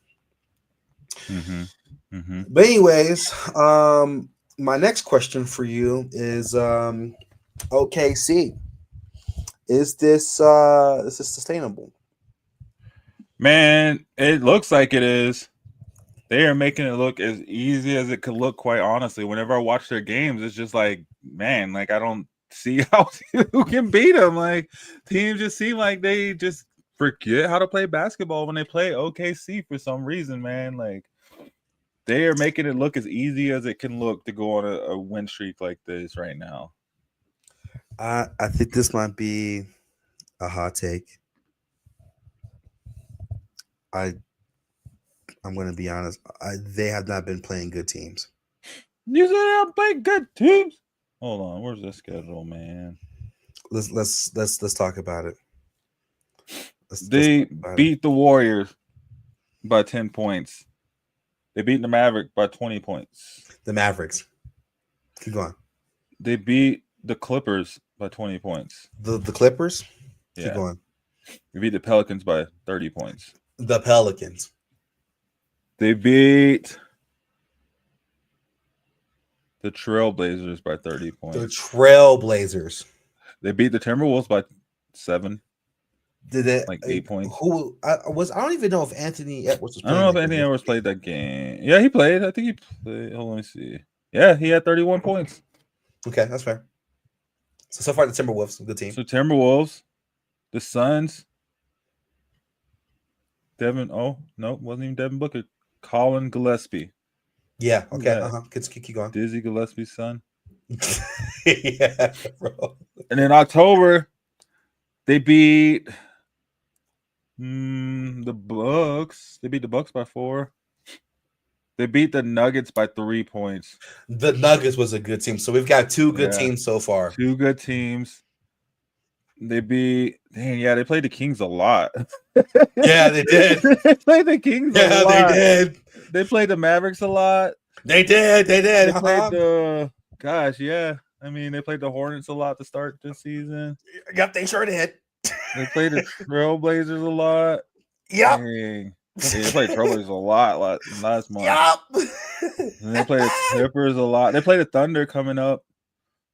So the Timberwolves. They got the Timberwolves this month.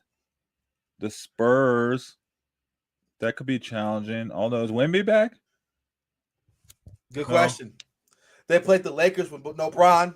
Yeah. Yep. Well, then we got January. They're gonna play the Warriors again. They'll play the Cavaliers. Okay.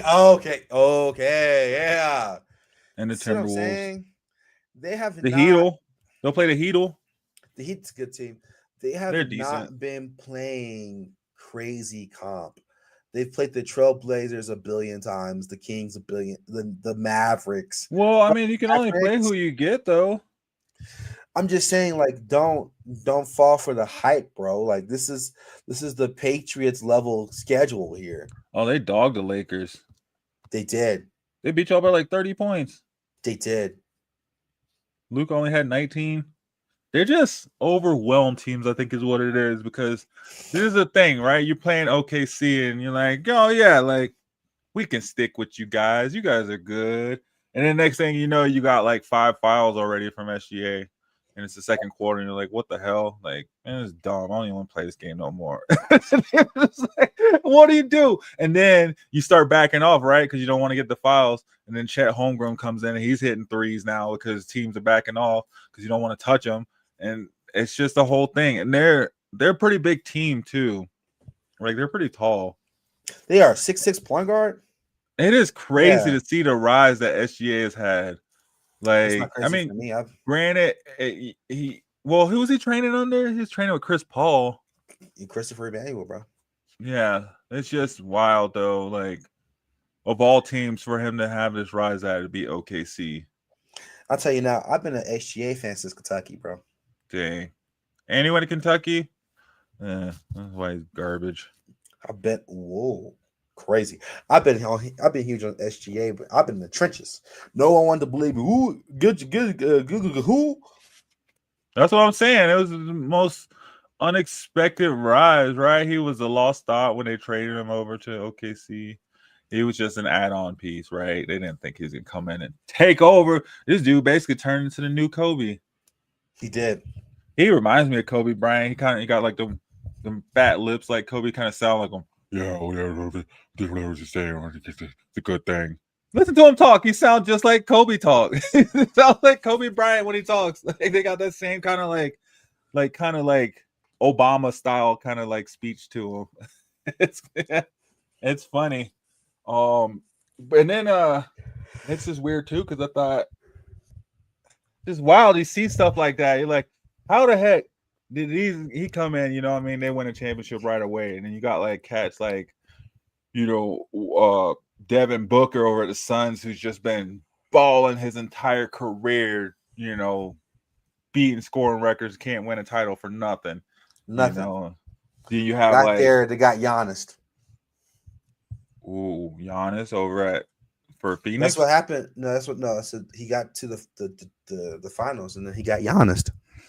Oh, yeah, that was Giannis' season to do it. But then they haven't even gotten back though. Like they had they had a really good setup on their team. They had a couple different teams that were really bomb teams that should have went far. It's just crazy how is like OKC. How are they doing so great as a team? Like Chet's not playing at the top of his game, right? Hartenstein's not playing at the top of his game. They haven't even had Jalen or whatever his name is, Jaden or whoever his name is.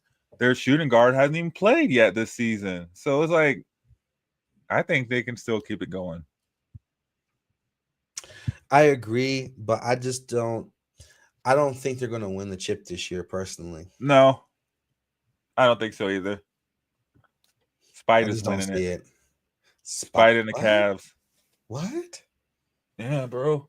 I want to go buy me some Spiders. I'm gonna clip this. I'm gonna clip this when they get a second round exited. Oh man, second round. That's dirty right there to say. Second round exit, bro. No. They are going. Bro, it's Donovan Mitchell at point and at the 2, and it's Evan Mobley at the 4 and 5. That's all they need. That's all they need. Like when Kyrie was playing all the positions. These are clones. What are we doing, man? All right. Speaking of Giannis, you think Giannis gonna leave? Yeah, I think he's gonna leave. Here's why. That Bucks team is garbage. Like, in times past, he had pieces around him. He had Dame, or he had Case. What's his name? Middleton. Even though I'm not really at his high prime. on Middleton. At his prime, Middleton was either Kyle Kuzma or Michael Jordan on the court at a given time. Yeah, he was either making 6 threes for you or missing 9. Facts. That's the way it went. But he always they had like really good chemistry though. Dang, he's out for 4 weeks. Yeah, what a non-contact calf strain. Yeah, he ain't out for no dang. Get out of here. See, he was like, "I'm gonna see what y'all do without me. I'm gonna let y'all see how life feels without me." And I think get another check. He's gonna get his answer. He's not gonna like it. He ain't gonna like it. Who's on their team? Miles Turner. Oh, they got his brother, Kuzma. Alex Antetokounmpo. Oh, they got his other brother too. Keep bringing his brothers in. It's like, you got any other brothers we can bring in, man? Come on, we'll pay your whole family. Where's your grandma? We'll put her on the bench. Bro, co-stars, bro. You're missing co-stars. Because he can't leave. His brothers are there, right? They're like, if you leave, we're just gonna cut them, right? You better stay. Cole Anthony.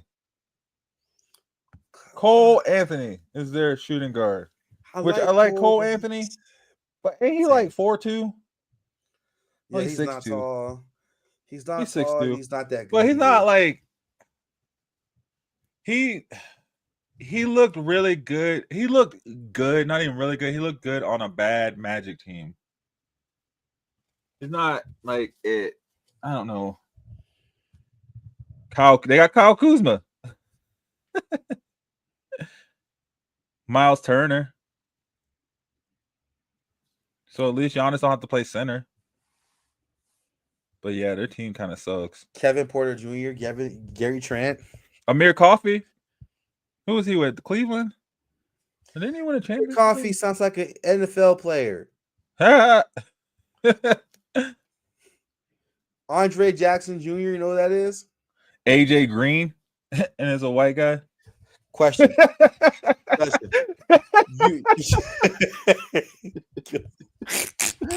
Oh man, dude!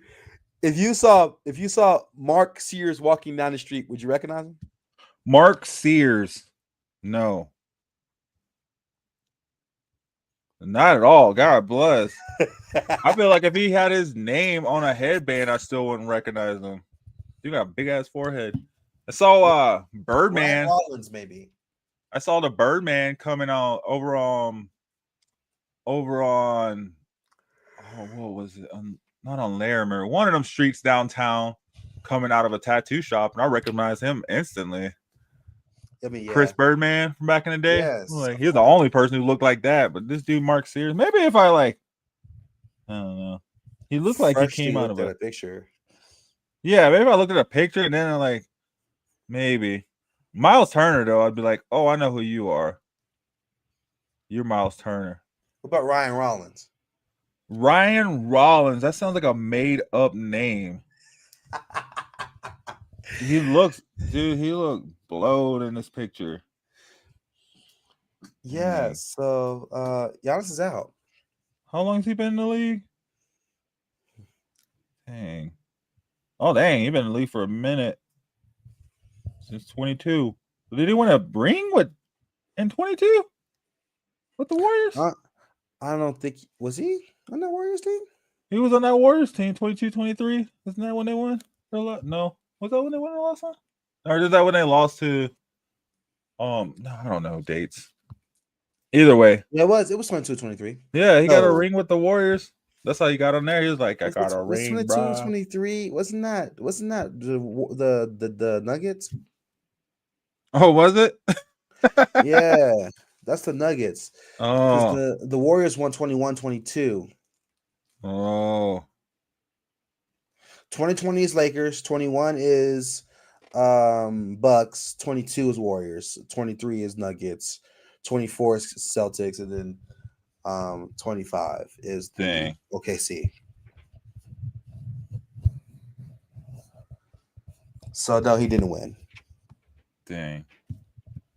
Almost did. He almost won one. Yeah, no, I think Giannis, but where would he go though? There's a you don't want to be considered like chasing a ring. He should just go to San Antonio and play with Wemby and just dominate the league. We're the two biggest dudes. You just play point guard. I'll just play in the paint, and then we'll switch it up, and we'll just dominate everybody. Because San Antonio could totally use another big guy outside of Wemby. And with the amount of shooting guards and point guards they have, what are you going to do? Who are you going to stop? Good question. Only thing that would stop that team is injuries. That was it. The question becomes, who are they going to have to give up in order to get Giannis, though? Oh, no one. Because they're going to want Dylan Harper or Stephon Castle. They can have him.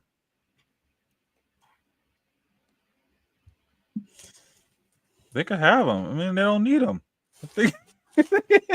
Bro said, yeah, bro. Take a both. between Wemby and Giannis, that's 6 steps to get across the court. That's 3 dribbles. Both of them. 2 dribbles from Wemby, he had half court. Just pass it Giannis. 2 dribbles from him, he at the rim. That's good to go. That's all they do every play. And then if they load up the paint, just drop it back. Wemby will make a 3, right? Wemby can shoot the 3s, and Giannis can dunk. They're good. That's fair. They don't even need anybody else on the team. They don't need anybody else in the court. They stretch out their arms. They can stretch both sides. They could cover both sides of the court and the front court at the same time. Just the 2 of them, and they can just stand on each side of the rim and they just wreck shop. That's the Twin Towers you need right there, man. Shoot, I'd be willing. We give up Aaron Gordon, Christian Brown, Zeke Naji, everybody we got. Bring Giannis over here. They don't want the Nuggets poo-poo platter. Whoa, the poo-poo platter. Those are champions, bro. No, bro, this is the poo-poo platter, bro. Those are ring holders. Those are ring holders right there. The Lakers got poo-poo platters. Rui Hachimura, Vando. I know he'll probably that, but knowing LeBron, he'll probably be like, nope, he's coming here. If LeBron says he's going to the Lakers, he's going to the Lakers. That's just it. Nobody wants the Lakers' poo-poo platter. Nobody wants the Nuggets' poo-poo platter. Well, every team that will try to give him, all they have is a poo-poo platter. There's no good team that'll. OKC's not going to be like, okay, we'll give you Chet and Hartenstein. They have so many picks, bro. They do. That'd be illegal. I think that'd be like the Chris Paul trade. They'd be like, nah, you can't do that. Illegal, like you can't do that. They can give out Casey Wallace, Aaron Wiggins, and like 5 first-rounders. And 5 first-rounders, still have 10 first-round picks left. Yeah, bro. And 18 players that they can still trade after that. Absolutely. They probably by far have the best situation in the NBA as far as like picks and players. They do. And they're all young. They won a championship already, so the pressure's off. Now it's just ball for them. Just go out and ball. That's it. I think the landing spots for him, I like the Spurs. That's probably a good spot. He's not going to the Nuggets, and he's not going to the Lakers as much as I would love him to. I think the Raptors have a good package for him. Because they got a bunch of, like I told you, I don't think I've told you. I told my friend this, but the Raptors have 5 players that play the exact same way. Like RJ Barrett, Scotty Barnes, Brandon Ingram, this guy Murray Boyles is the same player. Grady Dick is the same. They're all 6'7", 6'8" flex forwards. They all play the exact same way. I feel like that's what a lot of teams are doing, though. Like, especially with it being positionless basketball, they're all trying to find like those 6'5" to 6'8" players that can just sit and they can put in like the 1 through the 4 spot, honestly, and just kind of plug and play them and not say what position they are, even though they're really like a shooting guard, right? They really don't have the body to probably play the defense that they should have. But they just throw them in there, and then they load up their team with these players in hopes that 1 or 2 of them is super consistent, and then the rest can just be plug or play or something like that. So literally, they can throw Murray Boyles in there. They could throw RJ Barrett in there. They might even smack on, IQ and 4 first-round picks. That's a boom. What about Miami? What about Miami? Nobody wants the Miami poo-poo platter either. What poo-poo platter? Aaron, what's that? Aaron Wiggins. What's his name? Aaron Wiggins ain't no poo-poo platter, bro. That's a champion. You be hating. All the players you hate on got rings. Just hating. Hating on rings. Hating on winners. Andrew Wiggins is what I meant to say. His name's Andrew Wiggins. Oh, yeah. Andrew Wiggins. Dang. Yeah. Andrew Wiggins. Norman Powell. Huh? Andrew Wiggins, Norman Powell. They got Nikola Jovic they can trade. If they just put the first name and not the last name all the way, they can put just Nikola J on the trade. Just put Nikola J, and then maybe the Bucks will think that it's the Joker. They're like, how did they get the Joker in the trade? the Miami Heat would have to give up Andrew Wiggins, Jovic, Kelly Ware, and Jaime Jaquez, and 4 first-round picks for the Bucks to be like, yeah, we'll send you Giannis. You think? They're gonna need crazy upside. There's none of those players I just mentioned have any like wild upside. They have okay upsides. Wiggins has a ring though. That's championship mentality that he'd be bringing back 4 years ago. to Milwaukee. I know he won it before Giannis won his. He won it before I moved to Denver. Like, get out of here. Yeah, but also too, I don't think Giannis would want to go to a team that's giving up everything they got and they don't have anything built up. I don't know. And that's the issue. Leaving Milwaukee to go into like the same situation. No, he doesn't. So he shouldn't have signed that extension if he was going to leave. He's not going to leave. He's just not going to play as much. But yeah, there's not really a lot of great options for Giannis. This is a come up for the Bucks. The Bucks are going to obviously try to squeeze as much out of it as possible. There were murmurs of him trying to go to the Knicks, but that's goofy. That's so goofy. There's no reason for him to go to the Knicks. No, that'd be a good team though. Maybe Indiana, but Indiana? Yeah. No. Oh God, what are they going to give him? Ben Shepherd. Ben Shepherd. Yeah, I don't think they have anything to give up. Maybe some picks. Jacoby Walker. Give up all their picks. Oh, James Wiseman. That's that'd be a good building piece for the Bucks. James Wiseman is so dog water. No, he's not great. But I don't know where he's gonna go. I don't think he is. I want to say he's not gonna be on the Bucks long term. I don't know if he's gonna get traded by the deadline, but I don't think he's re-signing there. I think if he doesn't get traded by the deadline, he's definitely leaving in free agency. Really? I can see that leaving in free agency. I don't know about a trade though, just because there's really not. And he's going to go to a big market. He's going to go to New York or LA or he's going to go to a market that's really big. And instead of, I could see that at least going to a bigger market. He's going to go to a big marketplace. So that's my thoughts. Last thing I have on the dream team thing for today is the streak of LeBron 10-point games being broken.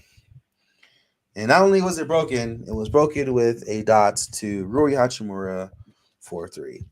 LeBron played like booty that game. 4 for 17 from the field. And I want to say 0 for 5 from the 3. This was not good basketball. However, they did win against the Raptors. The Raptors, normally I would say this is a poo-poo team. The Raptors, fun fact, are actually the 2nd seed in the East. Now, does that mean they're good? No, that's like the equivalent of like a 9th seed in the West.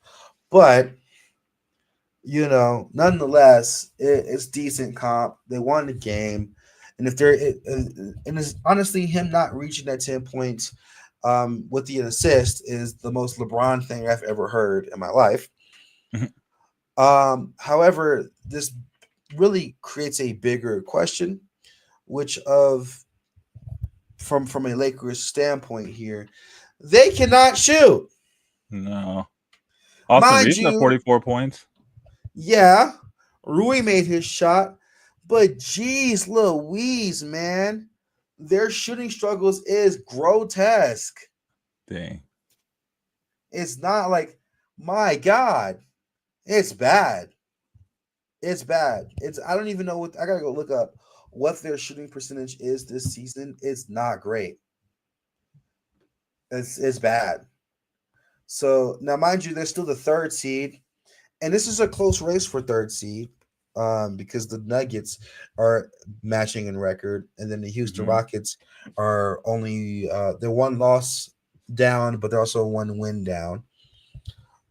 So the 2 to 4 is pretty much neck to neck, irregardless of their shooting woes, if you will.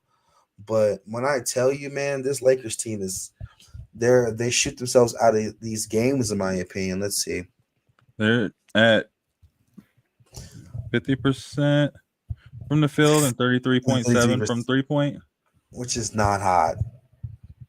Hey, they're making half those shots. Chuck them up, make half of them. You're good. So yeah, it's just the Lakers got to get better with the shooting. I think this is a little bit not on brand for JJ Redick's coaching style. He usually does this pace and space offense where he tries to get as many few ball shots up as possible. But man, it's tough out there for Lakers right now as far as shooting is concerned. I do think that they're at best the second seed if they were making shots. There's some games where they were a little bit close, but I think that game against OKC, there's nothing they could do about getting bammed on by the OKC Thunder. See, and that's the thing. I think right now it's just, everybody's just a race for the second seed to not have to play OKC as early in the playoffs, right? I mean, they're pretty much running away with the first seed. Yeah, it's not even close. Yeah. It's it'll take a lot. I mean, there's a lot of season left too. So a lot can change between now and then, but for the most part, like it's just really the fight for the second seed. And LeBron is shooting 25.9% from 3. That is nasty. Well, I mean, nasty. How many threes has he taken though? A ton. Because if he's only taking like 6 and he, no, a ton. Let me tell you. Let me go back. Yeah. He's trying to shoot lights out. He's attempting dang near 5 threes a game. Dang, that is a lot. Yeah, it's not hot. Yeah. So 5 threes a game, and he's making maybe what one every game. He's shooting 1 for 5 typically. That's yikes. Yeah. So also another thing that I want to mention, that's my last thing on the Lakers, is I don't know why the heck Lakers fans and people were talking about Marcus Smart like he was going to do something magical. Man, Marcus Smart's been so mid, bro. Oh my God. Like, get out of here, dude. Marcus Smart. All right, bro. So yeah. Marcus Smart's been mid. Also, Luka's attempting 10.7 threes a game, which is crazy. That's a lot of shooting. How many threes is Reeves attempting a game? Reeves. Let me go pull him up. Austin, not from Boston. Let's see. Austin Reeves is attempting a whopping 7.8 threes a game, and he's shooting a whopping 37.2%. So not too bad. None of them are hitting threes. Yeah, man. Because Luka's shooting 35%. So dang. Off 10. So he's getting 3 for 10. 4 for 11. So for me, for 4 for 12 almost. I mean, that's about where most people are with threes. But 37 is the league average. I think 36 is league average. Better than Cam. Yes, I mean, yeah, for sure. Yeah. But Rui Hachimura is shooting 46.5 from 3. Oh, nice. Was he only taking like 4 threes? Exactly that. He's like, yep. You hit that right on the nose. 4.1, brother. He's like, shoot. That's all I need. Hachimura is a decent shooter, though, for his size, though. I feel like he has a pretty good range to him. He's by far and large the best shooter on this team right now. Outside of maybe Jake LaRavia, that was a random pickup. Oh, man. That's super random. Never mind. 33.8 from Jake LaRavia. Pack it up. 33.8? 33.8. Pack it up. Yeah, pack it up. See, the Lakers are in a weird spot. They're in a different spot than the Nuggets, But like I can see why they're equivalent as far as record is concerned, because though they're having different struggles, it's affecting them impact wise similarly. Yeah, and then you just have OKC running away with it Against bums, though. Nothing's affecting them. Their whole season's going to be against bums, though. For some reason, they have one of the easiest schedules. A pretty simple schedule. So, they're the Patriots of the NBA, bro. Huh? They're the Patriots of the NBA, bro. Yeah. And then we'll see when the playoffs come. I mean, they beat all the good teams, too. Let's see if I can find their... OKC has played the weakest schedule in the NBA so far this season. ESPN has OKC ranked last in strength of schedule so far.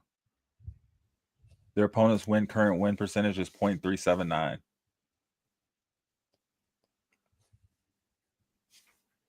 I did tell you this. I didn't even need ESPN to tell me that. I already knew. Sacramento has the hardest schedule. Sacramento sucks. They got the hardest schedule. Light the beam. Denver got the 5th easiest schedule. That's the tough. Lakers got the 15th easiest schedule, or 15th hardest schedule, however you want to look at it, out of 30.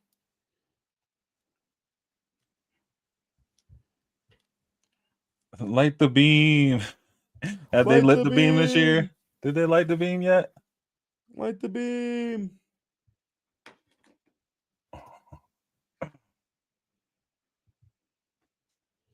Anyways, oh man. So shoot, what else we got for the NBA? Honestly, I think that's pretty much it. No one cares about cup games. No. Not at all. Not yet, at least. Maybe another couple years to keep it going. Yeah, no one cares. LeBron has not been hot. 14 points per game is not great. The players don't even care about the cup games. No, they don't. SGA was confused as hell when they brought it up. They're like, what? Shoot. Let's take a promo break real quick and then come back, and then maybe we'll talk some music. No static, so no static stamp, but we can at least touch on some stuff and see what there is out there for a little bit. Facts. Cool. Guys, you're watching The Bus Stop, hanging with us at The Bus Stop every Saturday morning, 9:30 on Shady Sports Network, 9:30 Denver time. Come kick it with us. We come on right after Around the Indoor Football World, which comes on at 6:30 a.m. Denver time every Saturday morning. And if you haven't already, please head over to our YouTube and subscribe, like, and share our channel, Shady Sports Network.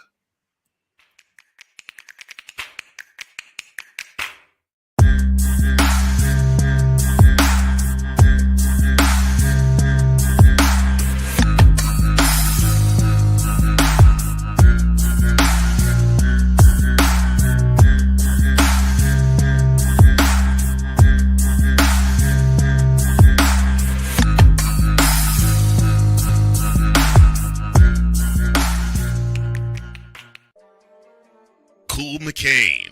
You thought you wanted Gunther against Chad Gable, but you didn't. And I'm going to tell you why. Chad Gable would take everything that Gunther's done and bury it. The Playmaker. It was on site. AJ Styles walked out there, seen LA like, oh, okay, then LA Knight hopped out the car, let's go.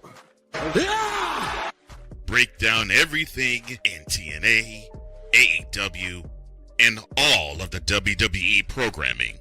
Join these two kings, monarchs of wrestling, live every Monday at 6:30 p.m. Eastern, 5:30 p.m. Central on the Play Caller Sports Talk YouTube channel.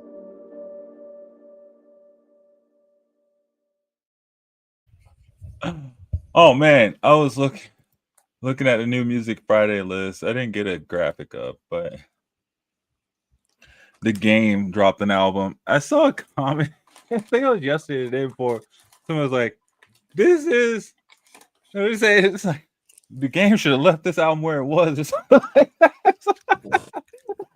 Yo, Yo, they were going in on it. Said it was quite possible. It was the worst album they've heard from him. I didn't listen to it yet. I'll check it out and see. But what you listening to? I did my Apple Music. Kendrick Lamar was my most listened to artist. Unfortunately, same for me. I feel like for a lot of people, he definitely pulled that out. Last year, my most listened to was Lil Wayne. So that's a good one. Last year was Kiefer and then Tyler, the Creator. Nice. Tyler, the Creator. Speaking of him, he was number 12 on the Complex top 35 albums of the year for Don't Tap the Glass. What? And I know you weren't the biggest fan of Don't Tap the Glass.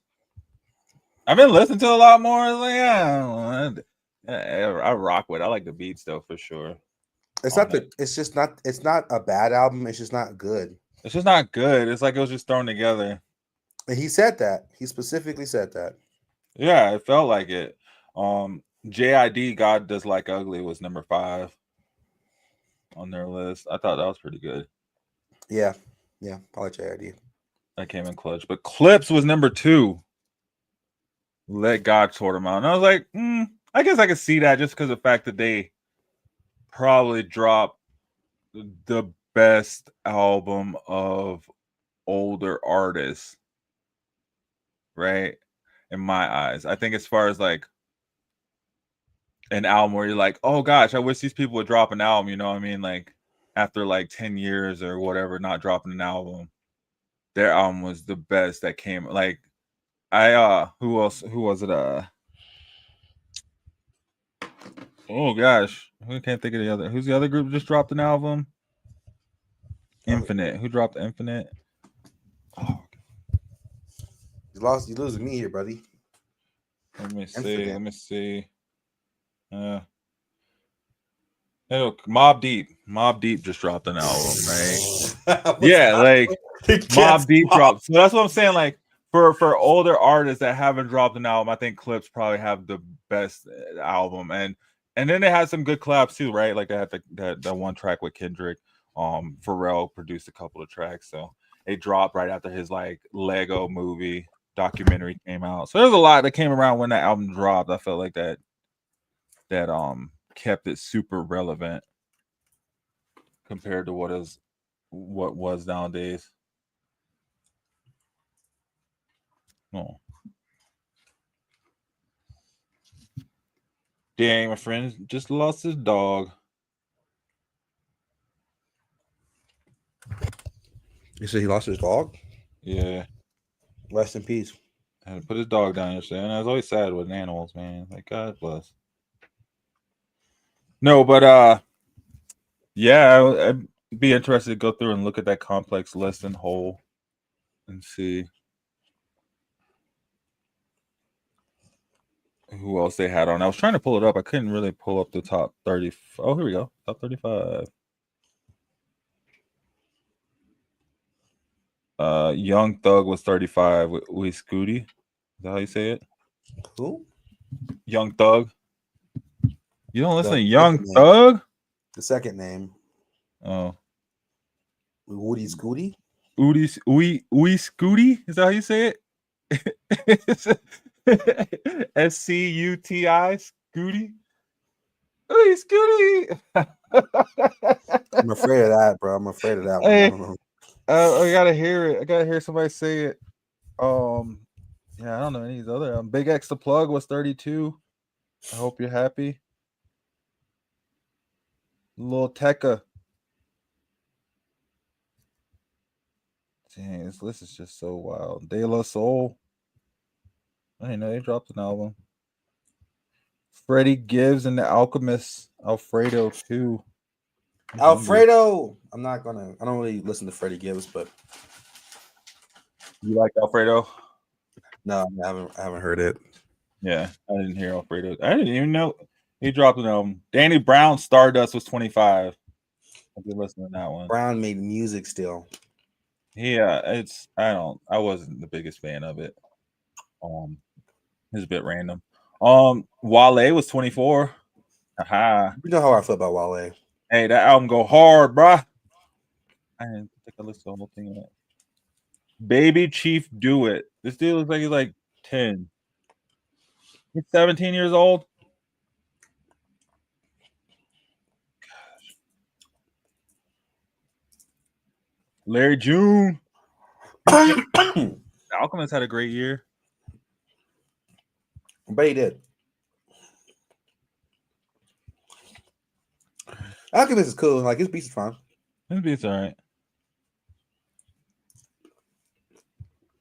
Yeah, I don't know. Chance the Rapper, number 15, Starline.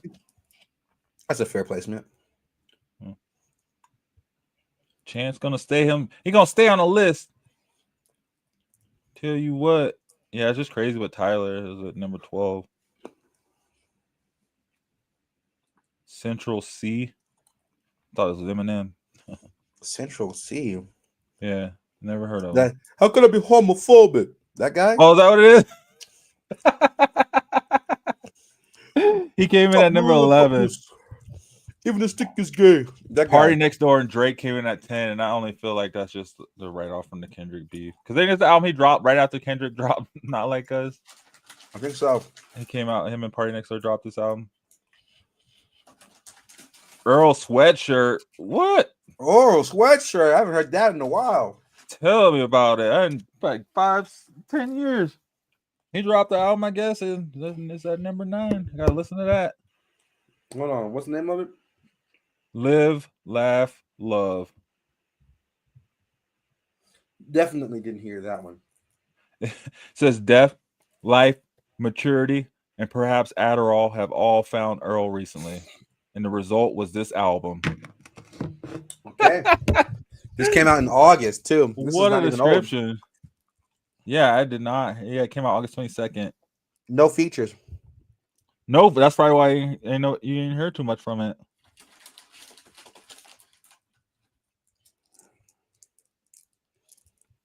No features is wild. He has a song called Golden State Warriors versus Sacramento Kings. Versus Sacramento Kings? Yeah. GSW versus SAC. They were like, yeah, I'm not. Metro Boomin was number 7. Metro Boomin wants some more. Yeah. Young Boy was number 4, NBA. Massa. That's a crazy album name. We're gonna move on. I watched this video this morning. It was like NLE Choppa without the music. I'm gonna send it over to you if I can find it. It's just him just dancing. Like, no music behind it. It's just so ridiculous. All right, Jim Legacy, Black British music. Yeah, British rap definitely took over kind of this year. UK. Yeah, who?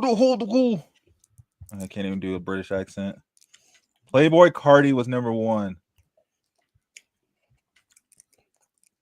Wow.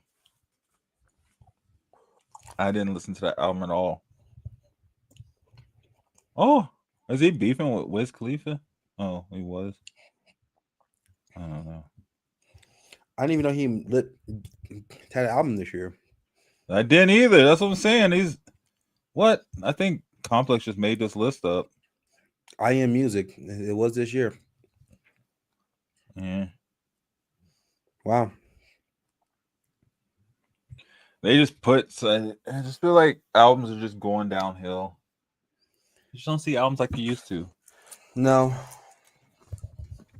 Like mixtapes and stuff like that. Like, let's see what the mixtapes of the year was.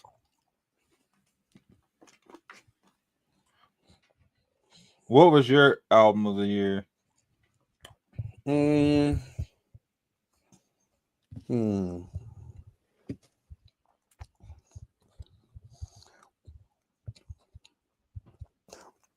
I would probably have to go with Folks by Leon Thomas. Okay. I like that album.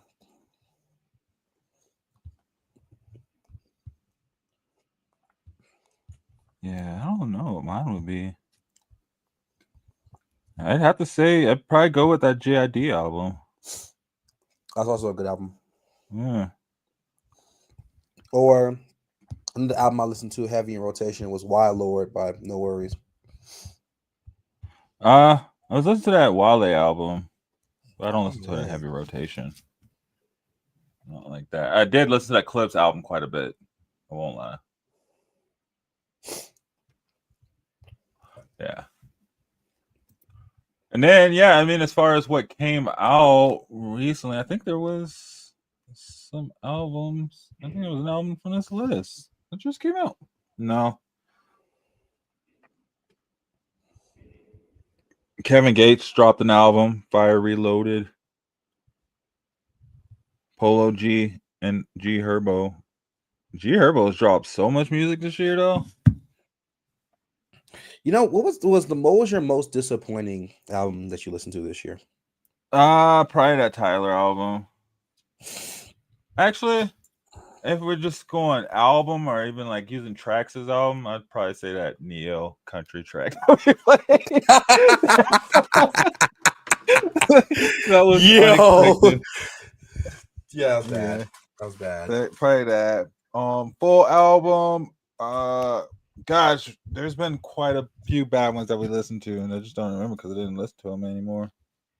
For me, easily, Finally Over It by Summer Walker was so mid. Okay. I listened to that. It was my fiance's birthday. She went to sleep. I was awake. I put some 2K on, grinding my build, put my headphones on. I'm like, bro, this is dog water, bro. I was trying to finish it, but I was like, bro, it was so not interesting. I called my homie. I was like, bro, you up? Yeah, bro. You listen to that Summer Walker, bro? Nah. Is it good? No, sir. I'm calling you about it. No, sir. Dang. No, sir. And it's got buku songs in there, like 18 of them. The hooks are just not hooking. I don't know. I don't remember the bad albums. I really just don't listen to them anymore. And that Ty Dolla $ign album wasn't good. That Ty Dolla $ign album, the one that just came out, was like a couple weeks ago. I messed with my cousin. He cool. But that one wasn't good, bro. I wish I had his number. Ty Dolla $ign is a very unique rapper. He's not like super famous or super big, but he's always in the mix. Are you talking about I Wish? Too. Yeah. Yeah. Who else? Shoot, I don't know. I have to go through it. That's what we should do next episode. Maybe put together our worst albums. Let's put together superlatives. Favorite, worst, most shocking, etc. For album, okay. That works. And then we'll talk about those next episode. Because I'm like trying to think. I'm like, well, which ones did I not like? Can't even pull them up. I feel like it's Hurricane Wisdom.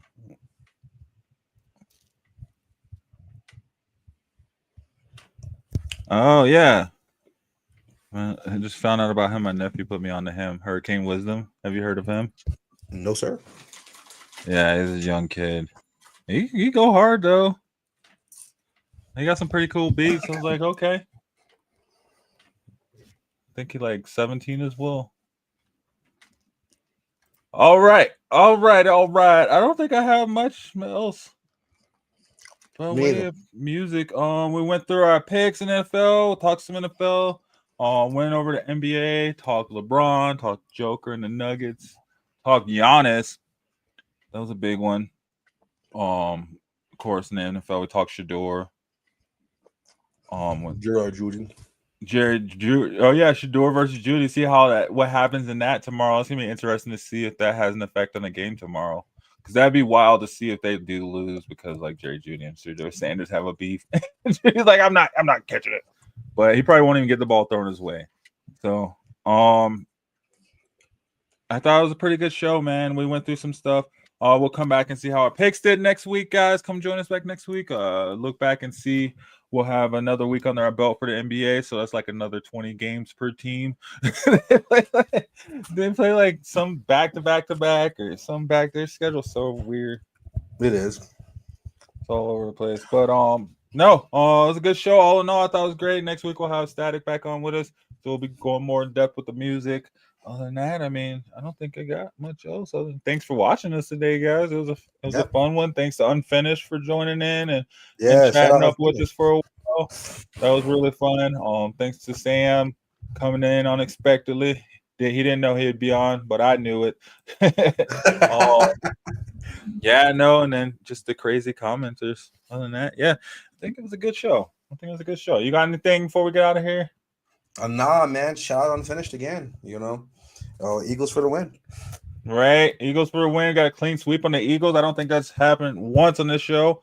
Unfinished brought us together. So together the Eagles and the Broncos. I think that was never been a clean sweep on the Broncos. No. First time for everything. Yeah. So thank you. There's a tide turning on the show, as one would say. I think that was it. I thank you guys for hanging out with us this Saturday. I hope you guys enjoy the rest of your Saturday and the rest of your weekend.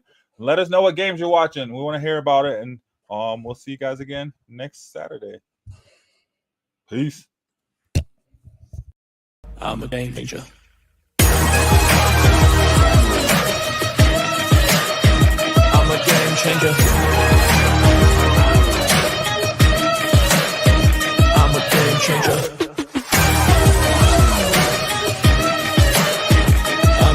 Changer.